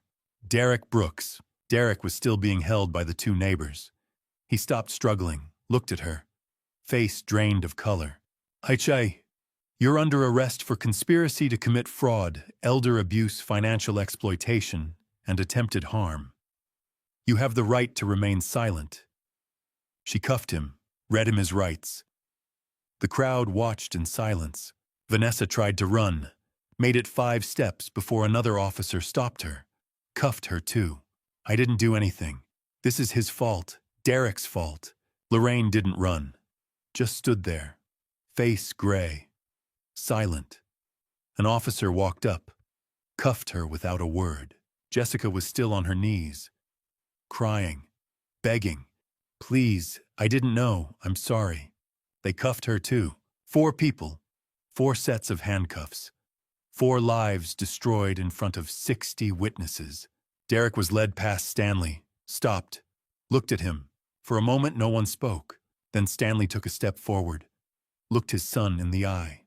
"Oh, you're my son," he said, voice shaking. "I raised you. I loved you. I would have given you anything, and you locked me away, hoping I'd never come back." Derek's mouth opened, closed. No words came out. Stanley's voice broke. "Why?" Derek looked away. "Because you were in the way," he muttered. Stanley flinched, like he'd been hit. I stepped forward, put my hand on his shoulder. "What? That's enough," I said. The officer pulled Derek toward the car. He twisted back, looked at us. "You'll regret this. Both of you, I'll get out, The car door slammed, cut him off. Vanessa was shoved into the second car. Lorraine into the third. Jessica into the fourth. The sirens started up. The cars pulled away, disappeared down the street. The backyard went quiet. Mitchell Warren walked up to me, shook my hand. "Hell of a show," he said. "It wasn't a show." "I know. That's why it worked." He turned to Stanley. "Mr. Brooks, we need your statement, but it can wait until tomorrow." Stanley nodded, didn't speak, couldn't. Eleanor Whitmore pushed through the crowd, tears streaming. She took Stanley's hands. "I'm so sorry, I should have known." "It's not your fault," Stanley said softly. "I should have known."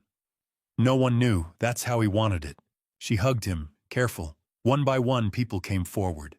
Neighbors, friends, apologizing, crying, offering help. He thanked them, one by one, exhausted, overwhelmed. Emma never let go of his hand. I stood back, watched. Let him have this. Let him be seen. Let him be real again. Mitchell walked over. "You did good. We're not done yet." "No, but the hard part's over." I looked at Stanley, at Emma holding his hand, at the neighbors surrounding him, protecting him. "Yeah," I said, "it is." The next morning, the Millbrook police station smelled like burnt coffee and old paperwork. Stanley and I sat side by side in a small interview room, fluorescent lights buzzing overhead. My brother looked smaller than he had yesterday. Thinner, more fragile, like the weight of 8 years was finally catching up to him now that the adrenaline had worn off. Detective Sarah Morgan sat across from us, laptop open, recording device blinking red. Mitchell Warren stood by the window, briefcase on the table, USB drive in hand. "To Mr. Brooks," Detective Morgan said, looking at Stanley. "I need you to walk me through everything. Start with 2017. Stanley's hands trembled. I reached over and gripped his wrist.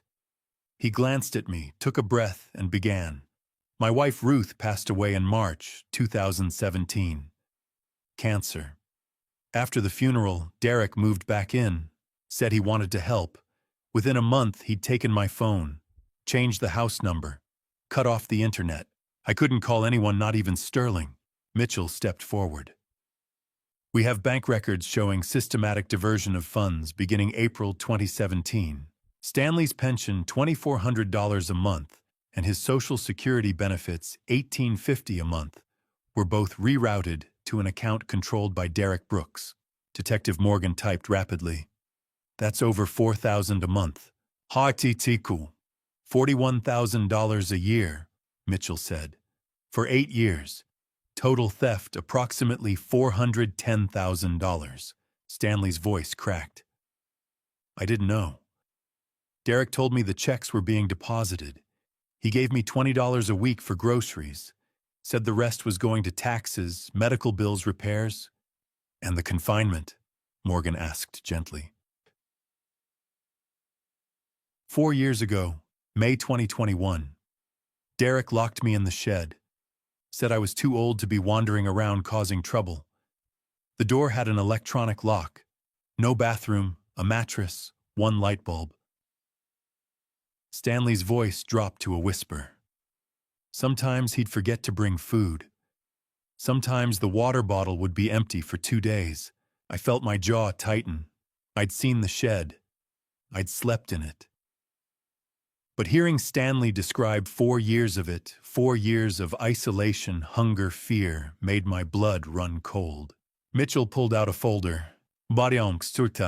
We also have evidence of a forged power of attorney dated 2017, a fake quitclaim deed dated May 16, 2025, and a life insurance policy worth $750,000, purchased in December 2023 with Derek Brooks as the sole beneficiary. Mom, they were going to stage a gas leak, I said. Make it look like an accident.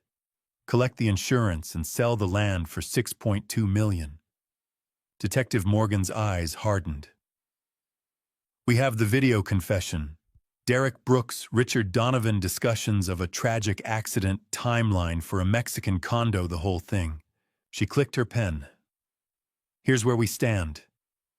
Derek Brooks is being charged with conspiracy to commit harm, elder abuse, financial exploitation, fraud, and forgery. Vanessa Brooks, conspiracy, elder abuse, and fraud. Lorraine Sullivan, conspiracy and accessory. Jessica Sullivan, forgery, bribery, and conspiracy. Stanley stared at the table. I just want it to be over. It will be, Mitchell said. But we need to document everything. The DA wants medical records, financial statements, witness testimony. This is going to take time. An hour later, a doctor arrived. Not Dr. Pierce, but an independent physician brought in by the state. He examined Stanley in a side room while I waited outside, pacing the narrow hallway. When he emerged, his expression was grim. Severe malnutrition, he told Detective Morgan.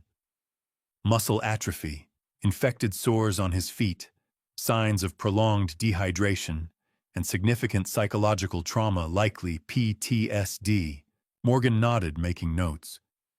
We'll add that to the file. By noon, we were done.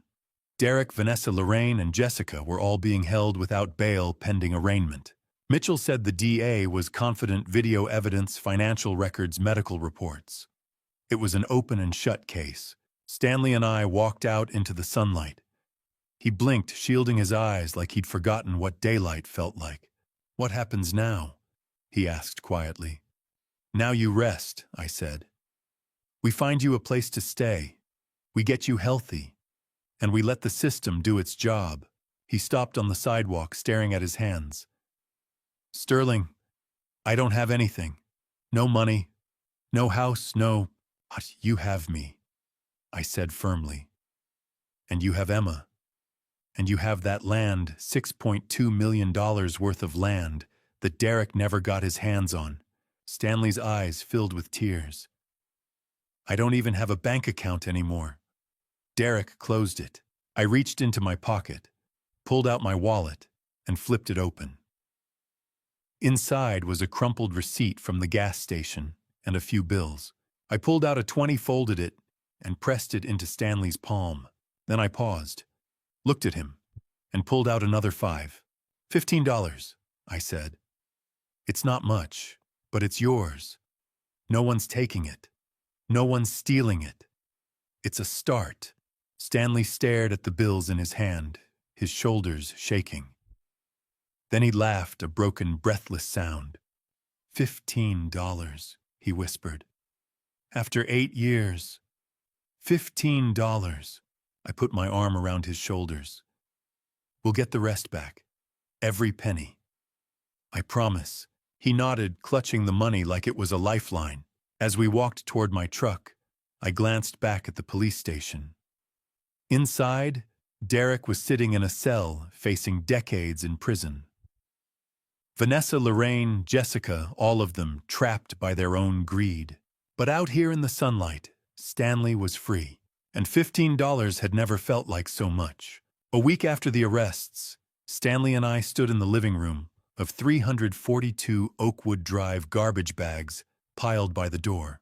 The house smelled like stale beer and cigarette smoke, years of Derek's occupation layered into the walls. Stanley moved slowly, methodically, picking up empty pizza boxes and crushed soda cans. He didn't say much. He didn't need to. Emma sat on the stairs watching us. She'd been quiet since the party. Not withdrawn exactly, just careful. Like she was still learning what it felt like to be safe.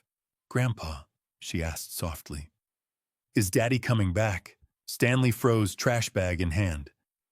I walked over and crouched beside her. "No, sweetheart," I said. "Your father is in a place where people who hurt others have to stay. For a long time." She nodded slowly. "Good." The word was so small, so certain it broke something in my chest. That afternoon, Mitchell Warren called. His voice was clipped professional. "Plea deals are off the table. Derek, Vanessa, Lorraine, and Jessica all rejected the DA's offers. They're going to trial." "When will?" I asked. "Now, September. Judge Brennan set the date this morning. You'll need to prepare Stanley and Emma for testimony." I glanced at my brother, who was staring out the window, lost in thought. "He'll be ready." "There's something else," Mitchell said. "Derek made a supervised call from the county jail yesterday. He tried to contact Stanley. The call was recorded." My jaw tightened. "What did he say?" "The threats, vague but clear enough. I'm sending you the transcript." When the email arrived, I read it twice. Then I showed it to Stanley. "You think you won, old man? I've got friends, people who owe me. You'll never be safe. Neither will that little girl." Stanley's hands trembled as he read. "He's still trying to scare me. He's failing," I said. "Every word he just said is witness intimidation. We'll add it to the charges." Stanley looked at me, eyes hollow. "What if he's serious? What if he does have people? Then they'll go to jail too," I said firmly. "Derek's finished Stanley. He just doesn't know it yet." But the call rattled him. For the next few days, he jumped at every sound: the mailman, a car door, a neighbor's dog barking. I installed new locks on the doors, set up a security camera by the porch. It wasn't much, but it helped. On June 3rd, everything exploded again. I was in the kitchen making sandwiches when I heard the doorbell. Emma ran to answer it before I could stop her. When I reached the door, my blood went cold. Lorraine Sullivan stood on the porch, arms crossed, gray hair, pulled back eyes, sharp as broken glass. She was out on bail, $10,000 posted by some distant cousin. On Emma. She said, her voice honey-sweet and venomous. "Come here, sweetheart. Grandma needs to talk to you." Emma stepped back closer to me. "No." Lorraine's smile tightened. "Your daddy's in trouble because your grandfather lied. Don't you want to help your daddy?"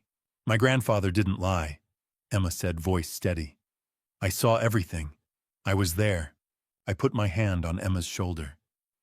"You need to leave Lorraine. Now." She ignored me, eyes locked on Emma. "You're just a child. You don't understand what's happening. When your daddy gets out, he's going to take you back. And we're going to be a family again."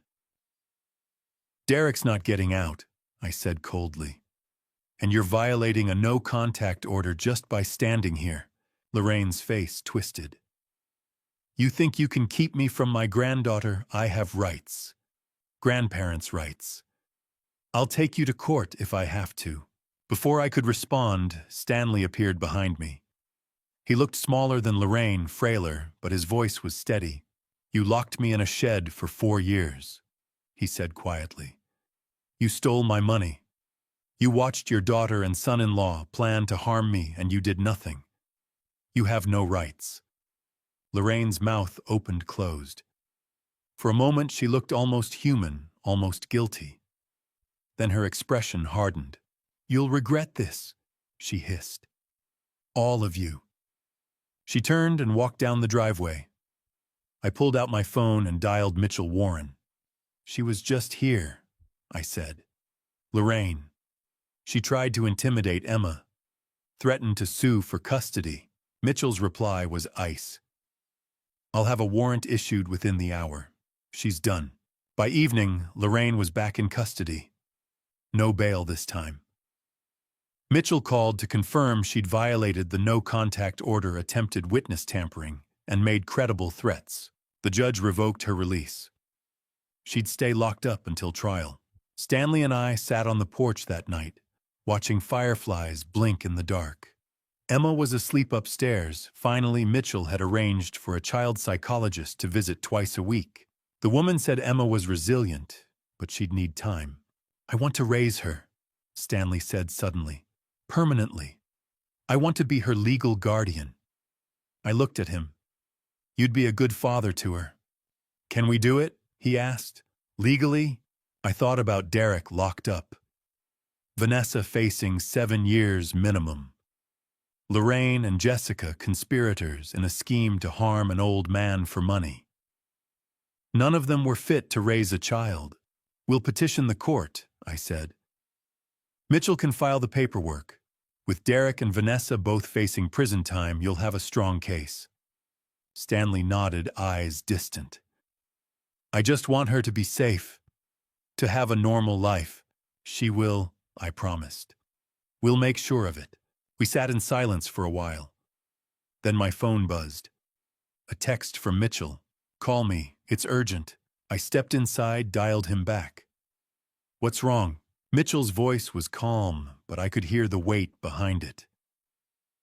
There's someone else with a claim to Emma. Someone who might complicate things. My stomach dropped. Who? Stanley's daughter, Linda. I went still. Linda, the daughter Stanley hadn't seen in 6 years. The daughter who'd left Emma with Derek and Vanessa and disappeared. She's alive, I asked. She is. And she just contacted my office. She wants custody of Emma. I closed my eyes, exhaled slowly. When? She's flying in next week. We'll need to meet with her, assess her situation, and figure out what's best for Emma. He paused. This could get complicated, Sterling. Everything about this case is complicated, I muttered. One more thing won't break us. But as I hung up and walked back outside, I couldn't shake the weight settling in my chest. Stanley wanted to raise Emma. Linda, wherever she'd been, wanted her daughter back. And Emma, caught in the middle, deserved stability. I sat back down beside my brother. He looked at me, concern flickering in his eyes. What did Mitchell say? I hesitated. Then I told him. Stanley's face went pale. Linda, after 6 years, she's coming back, I said quietly.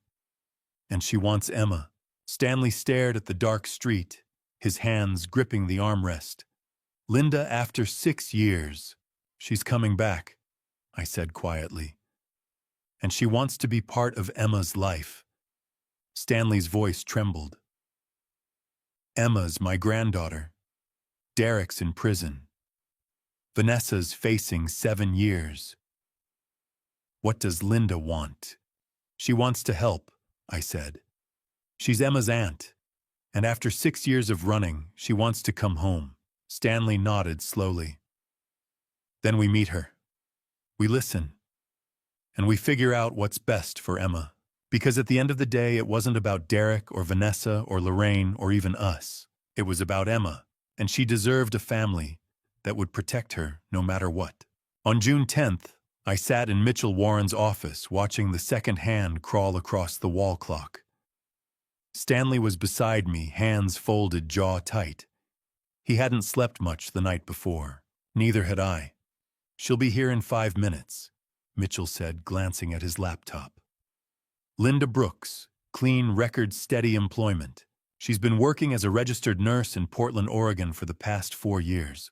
I'd already done my own digging. Linda Brooks, 42 years old, born and raised in Millbrook, left Tennessee in 2019. Before that, she'd been working part-time at a local clinic. Then one day she vanished. Why did she leave? I asked. Mitchell pulled a file from his desk. She says Derek threatened her. Told her if she didn't disappear, she'd end up in the same shed as her father. Stanley flinched. She knew I was in danger. She suspected Mitchell said carefully. But Derek had control of the house, the money, everything. Linda felt powerless. Stanley's voice was barely a whisper. She's my daughter. She should have called someone. Derek isolated her the same way he isolated you, I said quietly. Fear is a weapon. He used it on both of you. The door opened. A woman stepped in thin auburn hair, pulled into a loose ponytail, dark circles under her eyes.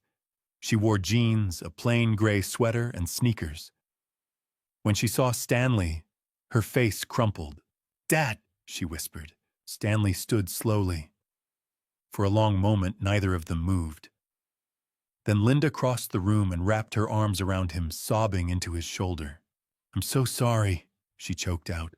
"I should have stayed. I should have fought. You're here now." Stanley said, his own voice breaking. "That's what matters." She pulled back, wiping her eyes. "I didn't know what Derek was doing to you. I swear. I thought you were okay. I didn't know he locked you away. He made sure no one knew," I said, handing her a tissue. "That's how predators work." Linda turned to me. "You must be Sterling. Dad's brother. The one who saved him." "I just did what family does," I said. She shook her head. "I should have done it. But Derek, he said if I came back, if I called anyone, he'd make sure I never saw Dad again. I believed him. I was a coward." "You were scared," Stanley said gently. "There's a difference." Mitchell gestured to the chairs. "Let's sit. We need to discuss Emma." Linda nodded, sinking into a seat. "How is she? Does she hate me?" "She doesn't hate you," I said. "She barely remembers you. She was 3 when you left. She's 9 now." Linda's hands twisted in her lap. "I want to see her. I want to be part of her life. I'm her aunt. I'm family. And now that Derek and Vanessa are locked up, Emma needs someone." Stanley looked at her.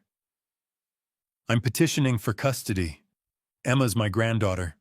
I'm her legal guardian until the court decides otherwise." Linda nodded quickly.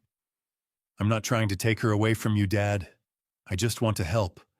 I want to be here for both of you." Mitchell made a note. "We'll file a petition for Stanley as primary guardian. Linda, you can request visitation rights as Emma's aunt. If you stay in Millbrook, that would strengthen your case." "I'm not leaving," Linda said firmly. "Not again." That afternoon, we brought Emma to the house. Linda waited in the living room, pacing. When Emma walked in, she stopped. "When Aunt Linda," Emma said quietly. Linda dropped to her knees. "Hi, sweetheart. Do you remember me?" Emma hesitated, then nodded slowly. "A little. You used to give me ice cream." Linda laughed through her tears. "I did. You always wanted chocolate." Emma stepped closer. "Why did you leave?" Linda's face tightened. "Your father, my brother, he scared me. And I was wrong to leave. I should have stayed and protected you and Grandpa. I'm sorry, Emma." Emma looked at her for a long moment. Then she walked forward and hugged her. Linda held her, sobbing quietly. Stanley and I stood in the doorway. I felt something loosen in my chest. "She's a good kid," I said quietly. "She deserves better than what Derek gave her," Stanley replied. Over the next few days, the case exploded into the national news. A $180 million highway project linked to elder abuse scheme. Tennessee man imprisoned for 4 years by his own son. The article was everywhere: cable news, social media, newspapers. My phone started ringing. Reporters from Nashville, Memphis, even a producer from a true crime podcast. I blocked every number. "The public has court records," I said flatly. "That's all they need. This family has been through enough." Mitchell called a few days later. "The Tennessee Department of Child Protective Services wants to use Emma's testimony anonymously as a training video to help caseworkers recognize elder abuse in families." Stanley looked at me. I looked at Emma, who was coloring at the kitchen table with Linda. "If it helps someone else," Stanley said quietly, "then yes." On June 18th, Mitchell sent another update. New land appraisal, $6.35 million. The publicity had driven up interest. What had been worth $6.2 million in May was now worth more. Stanley stared at the number. All of this suffering. Over money. Over greed, I corrected. Money's just a tool. Derek weaponized it. The same day, we received notice from the court. Trial date, August 15th, 2025. Derek's new lawyer had filed a motion claiming entrapment. He argued that I'd illegally recorded Derek manipulated the situation and violated his rights by impersonating Stanley. Mitchell wasn't worried. Entrapment requires coercion. You didn't force Derek to commit a crime, you documented crimes he'd already committed. Judge Brennan will see through this. One evening, the four of us sat on the porch, Stanley, Linda, Emma, and me. Fireflies blinked in the warm June air. Emma was leaning against Linda, half asleep. "What happens after the trial?" Linda asked quietly. "We sell the land," Stanley said.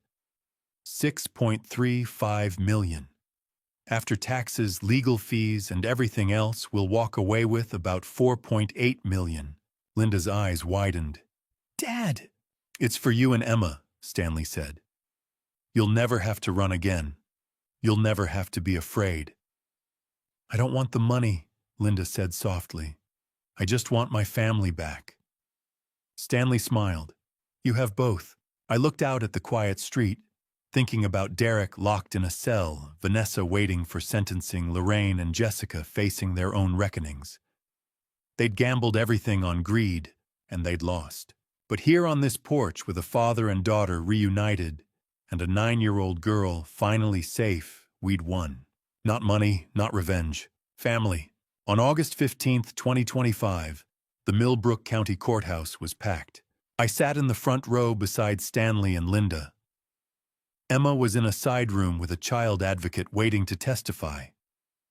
Mitchell Warren stood at the prosecutor's table, files stacked in front of him. Across the aisle sat Derek, Vanessa, Lorraine, and Jessica, each with their own attorney.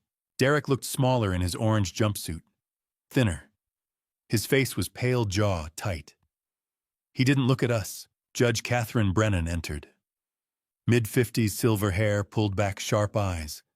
She took her seat, adjusted her glasses, and looked out at the courtroom. "This court is now in session. The people versus Derek Brooks, Vanessa Brooks, Lorraine Sullivan, and Jessica Sullivan. Let's begin." Mitchell called me to the stand first.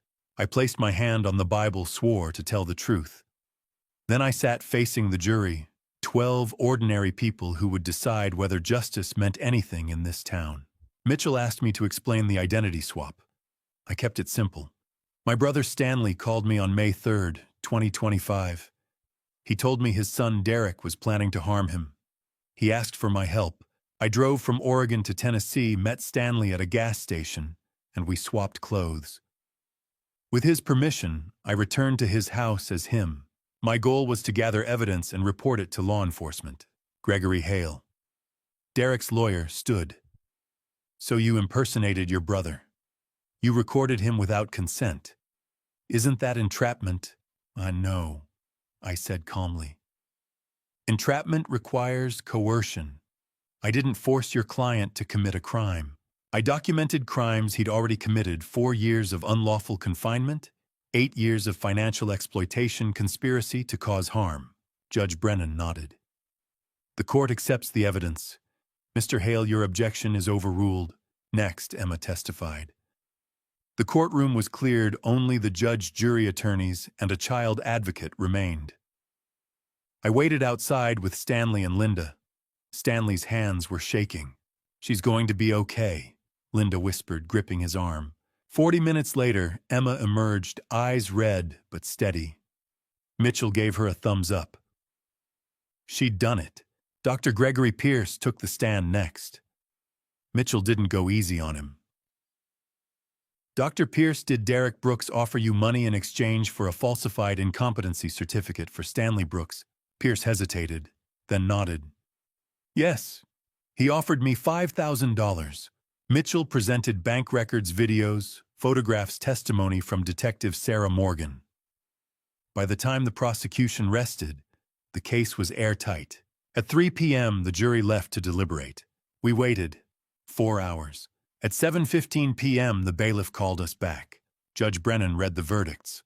Derek Brooks, guilty of conspiracy to cause harm, guilty of elder abuse, guilty of financial exploitation, guilty of fraud, guilty of forgery. Sentence 15 years. Minimum 10 years before parole eligibility. Vanessa Brooks, guilty of conspiracy, guilty of elder abuse. Sentence 7 years. Lorraine Sullivan, guilty of conspiracy, guilty of financial exploitation. Sentence 4 years. Jessica Sullivan, guilty of fraud, guilty of forgery. Sentence 3 years. Minimum 18 months. The courtroom erupted. Vanessa sobbed. Lorraine screamed. Derek just sat there staring at the table. Judge Brennan banged her gavel. Order. Bailiffs removed the defendants.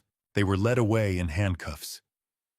Derek glanced back, once eyes locking on Stanley.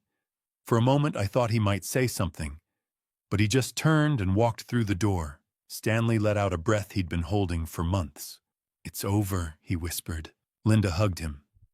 Emma buried her face in his shoulder. I stood back watching my brother finally breathe free. 3 weeks later, Stanley sold the land. The highway project moved forward. The state offered $6.35 million. After taxes, legal fees, and Mitchell's cut, Stanley walked away with $4.8 million. He didn't keep the house. Too many ghosts. He donated it to a local nonprofit that turned it into a resource center for elder abuse survivors. In September, we moved to Bend, Oregon. Stanley, Linda, and Emma rented a small house 10 minutes from mine, 3 bedrooms, a backyard with a garden, a porch swing. Emma started 4th grade, joined a soccer team, and began weekly therapy sessions. Linda found work at a hospital in town. Stanley spent his days reading, walking, learning how to live again. That October, on a cool Saturday morning, Stanley and I stood on the banks of the Deschutes River, fishing rods in hand. Emma sat on a blanket nearby reading a book. Linda walked down the trail carrying a basket of sandwiches. Stanley cast his line, watched it arc over the water. He'd gained weight, 20 pounds, maybe more. His face had color again. His hands were steady. "I lost 8 years," he said quietly. I looked at him. "But I got you back," he continued. "I got Linda back. Emma's safe. That's the real victory." I smiled. "You won the moment you picked up that phone and called me." He shook his head. "You saved me, Sterling." "We saved each other," I said. Emma's voice rang out. "Uncle Sterling, Grandpa, Mom says we can get a dog." Stanley laughed, a real laugh, the kind I hadn't heard in years. "A dog, huh?" "A big one," Emma said, grinning. "Then we'll get a dog," Stanley said. Emma jumped up and hugged him. Stanley wrapped his arms around her, eyes closed, holding on like he'd never let go. I looked out at the river, the sunlight dancing on the water. 8 years. $410,000. $6.35 million. 15-year sentences.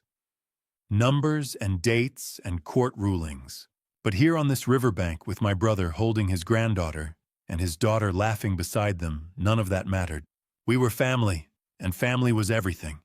If you've stayed with me through this family story, through every dark moment and hard-won victory, I want you to hear this. I spent 30 years as a private investigator, chasing criminals, building cases, believing I could fix the world one bad guy at a time. But when my own brother called me from that shed, starving, terrified, abandoned by his own son, I realized something. The most dangerous predators aren't strangers. They're the ones sitting at your dinner table. They're family stories you never want to believe could happen to you. Stanley trusted Derek because he was his son. He ignored the red flags because family felt sacred, and that trust nearly cost him everything. God gives us instincts for a reason. When someone isolates you, controls your money, cuts off your phone, those aren't accidents. They're weapons. And if you see it happening to someone you love, don't wait. Don't hope it gets better. Act. This dad revenge story isn't about me being a hero. It's about a man who waited too long to ask for help and a brother who almost arrived too late. Don't be like Stanley. Don't wait until you've lost 8 years. Don't be like me either. Don't let pride or distance keep you from the people who need you. Some call it justice. Some call it dad revenge. I call it survival. Because when the system moves too slow and the danger is too real, sometimes the only way to protect your family is to step into the fire yourself. If this family story reminded you of someone, a parent, a grandparent, a neighbor, reach out, check on them. One phone call can change everything. So here's what I'm asking. If this dad revenge moved you, drop a comment below, tell me what you think. Share this video with someone who needs to hear it. And if you haven't already, hit that subscribe button so you never miss another story like this. Thank you for listening all the way to the end. I know it wasn't easy. One last thing, this story contains fictionalized elements created for educational purposes. If this content isn't for you, feel free to explore other videos on the channel that better suit your preferences. Stay safe, protect your family, and never ignore the warning signs.